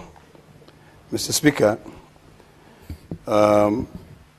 these three distinguished senators who are here were with me in the last parliament when we passed one piece of legislation which I was always praying, and yourself, Mr. Speaker, that it could be implemented. This is the warehousing receipt bill. Mr. Speaker, we are poor because we are not able to coordinate and to be able to make sure that we take care of our produce. When today I saw this cooperative bill, I decided that I will come and make some contribution which will allow me to be able to at least guide, the debate on this bill, because sometimes I think we try to over-legislate. And we're in the business of creating offices for certain individuals. One of the biggest problems that I have with any piece of legislation that comes up is that there is an establishment of the director of cooperatives in the national level. There is establishment of a director of cooperative in the county level. I've had a very negative experience, Mr. Speaker, on the issue of cooperatives, because the process is selective, it is predetermined, and once you become selective in the process of registering a cooperative society, and when you predetermine how even the bylaws should be drafted, that is a recipe for disaster. If, Mr. Speaker, we had fully implemented the Warehousing Receipt Act, today the farmers in Narok would not be using empty fields to be able to dry their wheat, would be able to put money, send money into county governments, set up warehouses, set up silos, set up dryers, so that the moisture content in wheat can be one that these millers can be able to come and buy, and farmers would be able to benefit. Today, when we come here with a very long bill, I'm still reading it, which has got about 284 pages long. My only conclusion is that we are actually going the wrong direction. We are over-legislating. We talk about devolution. Agriculture is devolved. By and large, when you try to interrogate this bill, Mr. Speaker, it talks about produce. How people can come together, work together to be able to produce. Today, we have a cabinet secretary in charge of cooperatives. But this bill wants to set up a director of cooperatives in the national level. Then what is the job of that cabinet secretary if we have a director in the national level? Agriculture is devolved. Health is devolved, but we are still clawing back on devolution. Mr. Speaker, I think this House, when it comes to the third reading of this bill, or the committee of the whole, we must go through the bill and scrutinize it. Go through the bill with a toothpick to ensure that, number one, we do not over-legislate. Number two, we do not create offices for particular individuals who will be living large, collecting money from farmers or members of a cooperative. They drive big SUVs, live in Karen, yet the farmers themselves struggle in terms of developing their produce, storing that produce, and then once they sell is where now these directors come and say, we want our levy. I've always had a problem, Mr. Speaker, with the Kenya Dairy Board, because I think it is completely misplaced. It doesn't understand the challenges that farmers go through. It doesn't understand the adulteration of the milk in this country. It doesn't understand the challenges that women in our counties face when they don't have a proper cold chain. I wish that Kenya Dairy Board was investing heavily in developing a good, cold chain, so that when a farmer milks, takes it directly to the cold chain and doesn't have to go through brokers. We must stop over-legislating. I wish this bill was talking about a process where the government will invest in the farmers, give subsidies to the farmers, set up cooperatives for free for farmers. Mr. Speaker, when in fact, I even spoke to the cabinet secretary. I was trying to register a cooperative in Narok. But the rounds and circles that I was taking, Mr. Speaker, I just ended up registering a limited liability company. And then I say, based on how I work with the farmers, I can give shares. So sometimes it's a bit frustrating. What we need to do is to sit down with the county governments. I would support the proposal of setting up a county director of cooperatives. And this office of the county director of cooperatives, not the national director of cooperatives, a county director of cooperatives. Let the cabinet secretary deal with the issues of cooperatives. When we go down to the county level, we can have a CCM in charge of agriculture who then appoints a director of cooperatives.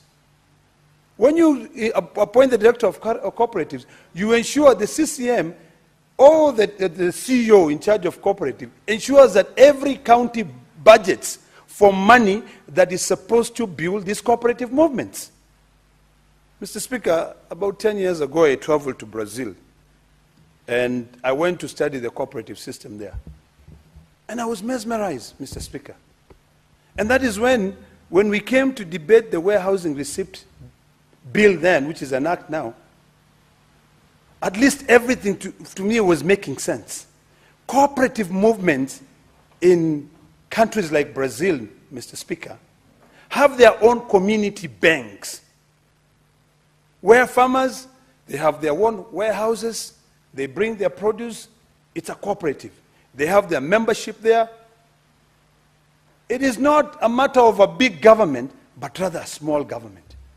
But in this case, which seems to be misadvised in terms of where you want government to be in every little pocket, a big government is not going to be able to help us. Creating a job for a director of cooperatives nationwide is not going to help us. The first thing we should do is to ask county governments, can you set up cooperative movements? In Narok County, we have 6 constituencies. We know what does well in Emurwedikir. We know what does well in Kilgoris. We know what does well in Narok South, Narok West, Narok East, and Narok North. Before I entered here, I was meeting with gentlemen from Narok North. Of course, they were disgruntled because of land issues. Some of them who were left out when Mao Forest was being surveyed. And they still have a genuine case. But these people are farmers. They produce wheat, barley. The most important thing is to bring them together, make sure they have a good silos to store those produce, make sure they have good dryers, not to be selling them to brokers who then come and turn part of Narok Central into a drying field. There's a place called El Mashariani. Before you get into Narok town, Mr. Speaker, literally 2 kilometers before you get into town, you will see some makeshift silos, but people don't even use those silos because of the moisture content. Then you will see a field which is about 20 acres. And during the harvesting season, Mr. Speaker, that field will be littered with just, grains. Down about 1 kilometer away, there's a Kenya Cereals and Produce Board. So people come individually, they come, they dry their wheat there. Once the wheat, the moisture content has reduced, is where now they sell, and they take it to the silos for the millers to be able to come and buy. We need to do things differently, and not only come up with such a huge bill, but develop legislation that can actually encourage a small government rather than a big government. Legislation that will ensure that it creates wealth rather than overburden farmers. When today the dairy board is saying, oh, you need to pay this levy. Tomorrow, with this act, these cooperative members have got to pay money. Why? We are being overtaxed on a daily basis, Mr. Speaker. Mr. Speaker, the 4-tier structure of these cooperatives, for me, is really a lot of bureaucracy for nothing. Why do you have to create 4 tiers? It is like the other piece of legislation we were discussing here the other day, Mr. Speaker, that now requires, I think it was the coffee bill, that now requires that a buyer be registered, be licensed, a seller be licensed, a broker be licensed. You're actually stifling innovation. So we need to be cognizant of the fact that we're living at a time when artificial intelligence is guiding the future. Tomorrow, Mr. Speaker, I'll be meeting students who we're sponsoring to be able to study agribusiness. Cooperative is one of the subjects that we are going to be discussing. But if tomorrow now I have to sit down and tell them, we have a bill that is proposing to have a 4-tier structure for cooperative movements, I'm sure most of them will be like, for what? If we had a database of how many cooperatives we have in this country, in Narok County, for instance, and say we have 20 cooperative movements. Cooperative number 1 is for wheat farmers. Cooperative number 2 is for dairy farmers. Cooperative number 3, tea farmers. Cooperative number 4, livestock farmers. Then the next question we ask, how much are we supporting these cooperatives? Mr. Speaker, we had the Cabinet Secretary here the other day in charge of gender, and the subject of the day was the issue of women enterprises. If there is a way that we can be able to make sure that any piece of legislation we develop, we tie in all these government resources. There's a lot of money, Mr. Speaker, sir, in the agricultural ministry today. When the government wants to give coolers, they use the Ministry of Livestock. Can we find a way, similar to the way the Disaster Management Office used to work, where it was coordinating services from each and every ministry, so that when disasters strike, they support from the Ministry of Gender, they support from the Ministry of Housing, they support from the Ministry of Local Government then. Right now, if you're telling me that this cooperative, being a member of cooperative, gives you priority, and that becomes your security or your collateral, when you are applying for a loan from the Women Enterprise Fund, I'll be the first one to clap and say, now, that is progressive. that is building, creating wealth.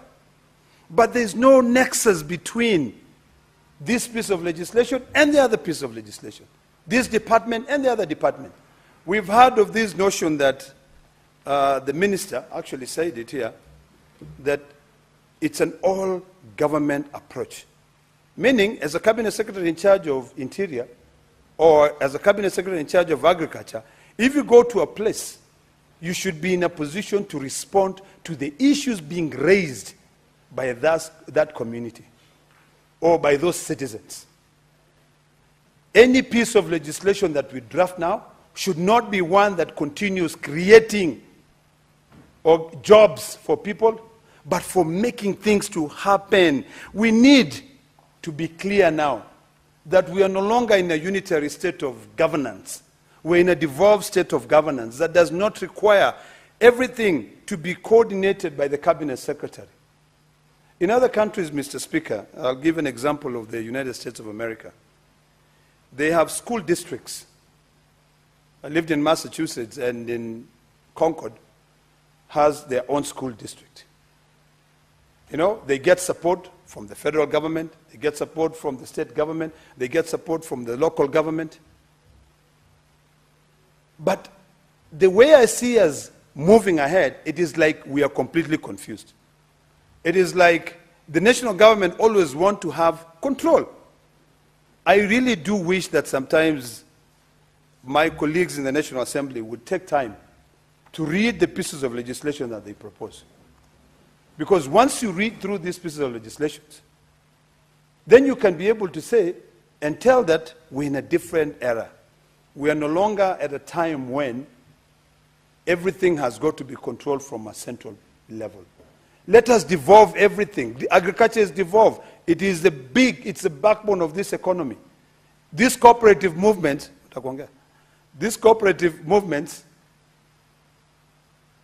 Mr. Speaker, since I see my majority leader is, and I think the time is up, I'd wish that I could really speak on this. But this will be the first bill, Mr. Speaker, that I will seek your eye during the third reading, so that I can be able to really try to make sure that I make sense out of it. But otherwise, with those few remarks, let me allow the majority leader to make his remarks. Thank you very much, Senator. I call upon the mover to reply. Thank you, Mr. Speaker, for indulging me. Mr. Speaker, I don't know if I can seek your permission, Mr. Speaker, under Standing Order 1, to allow the extra 15 minutes so that I reply in 3 minutes and conclude. I'll not use the entire 15 minutes, but if you can permit, Mr. Speaker, even just an extra 5 minutes so that I don't have to rush.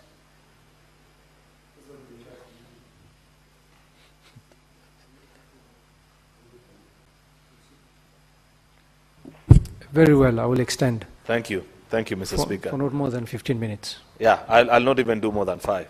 Mr. Speaker, you know, I wanted to respond to some of the things that my colleague Senator Ledama has said, so I needed time.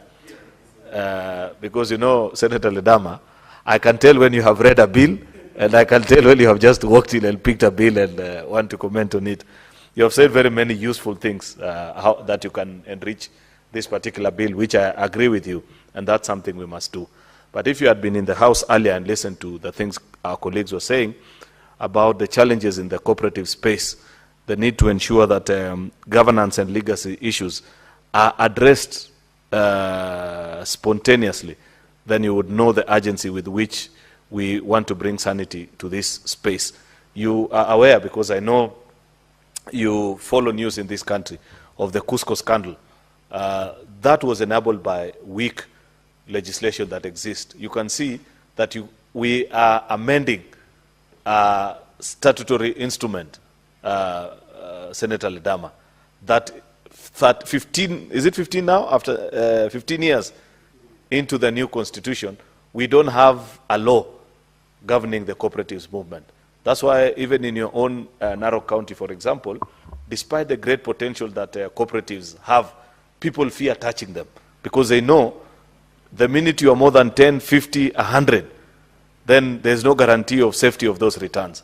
We must tighten that particular space to take us back to 1980s and 90s, if you recall, Senator Ledama, when people used to gather here at KICC during the annual Cooperatives Day, and leading cooperatives from across the country will come and be commended and rewarded for exceptional performance during the financial year.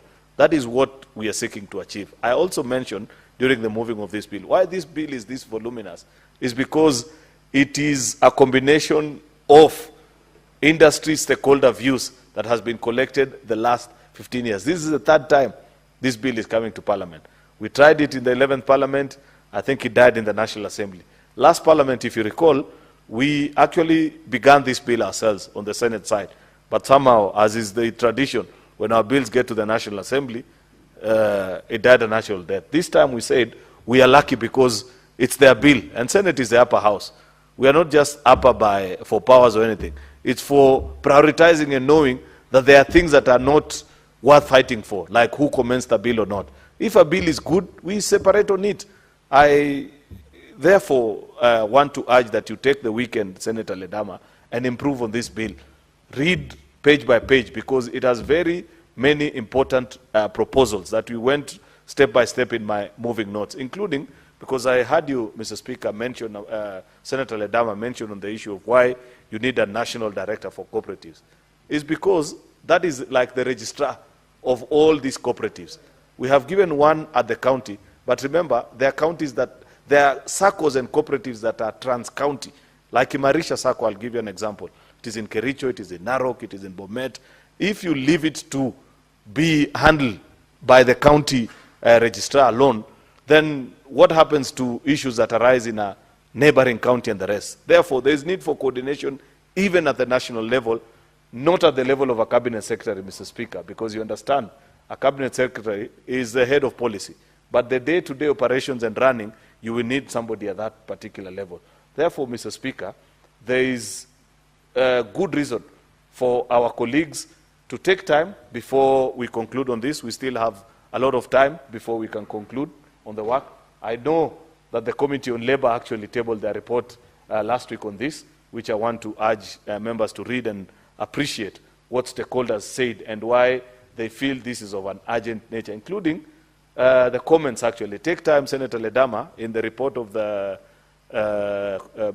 Labour Committee, take time and read the memorandum that was sent by SASRA, the SACCO and Societies Regulatory Authority, on the challenges we are facing in that space, and more importantly, forget about the challenges, the opportunity cost that we are missing as a country by not regulating our SACCOs properly. That if we are able to do it, we may not even need all these banks that are all over here. That SACCOs are actually almost competing with banks. You know, many of our banks, what they do, they buy and sell government paper. They don't lend to the ordinary citizens. A stronger SACCO, Senator Ledama, if we strengthen our SACCOs, actually, you know the beauty of our SACCOs, it is SACCOs that lend actually to the people that we represent in this house. Very few of the people who vote for me to come to this house, Mr. Speaker, borrow from these commercial banks. Perhaps maybe hardly 10%. But more than 90% of my voters are members of a SACCO where they take loans and save in that particular. Therefore, it is in the interest of us as the representatives of the people, Mr. Speaker, to ensure that we regulate our SACCOs properly and guide them to advance. Therefore, because this is at the second reading stage, and we have agreed, I've listened to comments, Senator Mogeni proposed certain, what are they called, amendments to this particular bill, Mr. Speaker. We need, I'm sure Senator Ledama, after you've done reading, you will compile quite a few. Senator Cherargei, I heard your comments also. You mentioned about things that you feel that we need to regulate so that we can build a stronger SACCO movement in this country, Mr. Speaker. This is what has built the so-called Asian tigers. It's because of investments such as this and being creative in their thinking, Mr. Speaker. Ensuring that they move over and beyond the call of duty. You know, Mr. Speaker, I mentioned earlier my disappointment with the former chair of the Budget and Finance Committee in the National Assembly yesterday and the things you were saying about NSSF. That NSSF, their duty is just to seek what he calls in theory optimal investments. Mr. Speaker, without defining what are these optimal investments, Mr. Speaker. You know, we have an NSSF that for the last 60 years has only occupied cabros, Mr. Speaker, and building estates in this country. Not thinking that if you go to the bows here at the Nairobi Securities Exchange, it is driven by pension funds from all over the world. People are coming to seek opportunities here. The largest shareholders in Safaricom, in EABL, I don't know which other company, Mr. Speaker. Pension funds just like our own NSSF seeking investment opportunities, Mr. Speaker. And therefore, when our own pension fund tries to be creative, we cannot be the ones that are, as a leader, elected member of parliament, you are the one sending false hope and gloom, saying, oh, your money is about to disappear because NSSF has said they want to partner with other investments, with other investors, Mr. Speaker, to build on, for example, the Nakuru, what is it called? The Mausami Trironi road, Mr. Speaker. This is an investment opportunity that is available. I pointed, Mr. Speaker, that, for example, this Nairobi Expressway, isn't the member aware that the team that run, or the company that run this expressway, Mr. Speaker, borrows, Mr. Speaker, from savings of people in their home country. They come and invest in such a product and they recoup over the years. Have they heard that this entity has collapsed? In fact, there is more business than it can afford. That's why there is traffic nowadays, even on the expressway, especially during rush hours. Many people are continuing to use it, telling you that there is an opportunity. Therefore, we cannot allow, Mr. Speaker, ourselves as leaders, instead of being dealers in hope, Mr. Speaker, we become agents of gloom and hopelessness, Mr. Speaker, simply because we have fallen out of political favor. We must resist that kind of political culture, Mr. Speaker, and encourage our institutions to be bold. That is what we expect of NSSF. That is what we want out of SACCOs, Mr. Speaker, to be investors as well. It will be a good time, Senator Ledama Olekina, that your own SACCOs, after we have regulated them properly, that they come and invest here in Nairobi Securities Exchange. People from Ilmotiok, from, I don't know, Lulunga, and all the parts of Narok. Young men that can organize themselves. The young people that do business, boda boda, mama mbogas, and we trade them how to harness investment opportunities that are available. Kenya is a wealthy country. That member needs to know. Even the NSSF of Tanzania is here in Nairobi, just next to us in Upper Hill, investing in a building, trying to seek investment opportunity in Kenya. Then we are telling our own NSSF, oh, don't seek opportunities within your own country. Surely, we have to be, Mr. Speaker, bold and courageous and not be leaders that misinform our people. I had promised, Mr. Speaker, not to take more than 5 minutes. I see I already done that. That was just a comment with regards to opportunities that are available, especially to ordinary citizens, those that flood our circles, given that this bill is in honor of them. Mr. Speaker, pursuant to, with those main remarks, Mr. Speaker, I beg to reply. Pursuant to Standing Order number 66.3, I request, Mr. Speaker, that you defer the putting of a question until a later date. I thank you. Thank you, Senator. The putting of the question is thus deferred, and I appoint Tuesday, 27th May, as the day when the question will be put. 27th May, 2025. Honorable Senators, it is now 6:37 p.m. and having concluded the business for which I extended the hours of sitting, pursuant to Standing Order 34-2A, the Senate stands adjourned until tomorrow, next week, Tuesday, 27th May, 2025.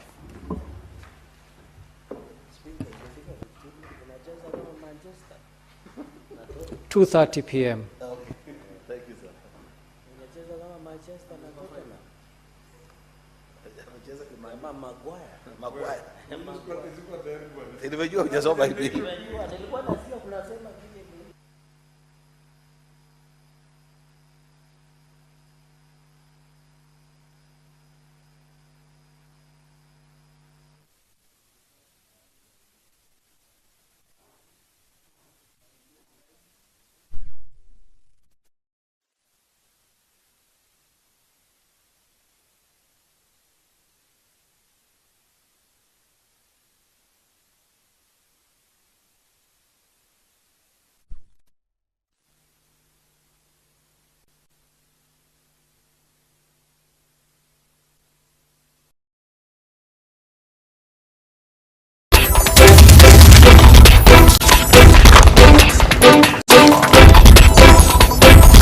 morning. Welcome back. You're still watching Daybreak on this 20th day of May 2025. In studio I have Geoffrey Wandeta, who is the Member of Parliament for Tetu constituency. I also have Kabala Kile, Deputy Chairperson of PLP Party, People's Liberation Party, right? Great. Senator Veronica Maina, nominated Senator of the UDA Party, the governing party, and also Professor Maxwell Miyawa, International Development Law scholar, and also teaches at the Kenya School of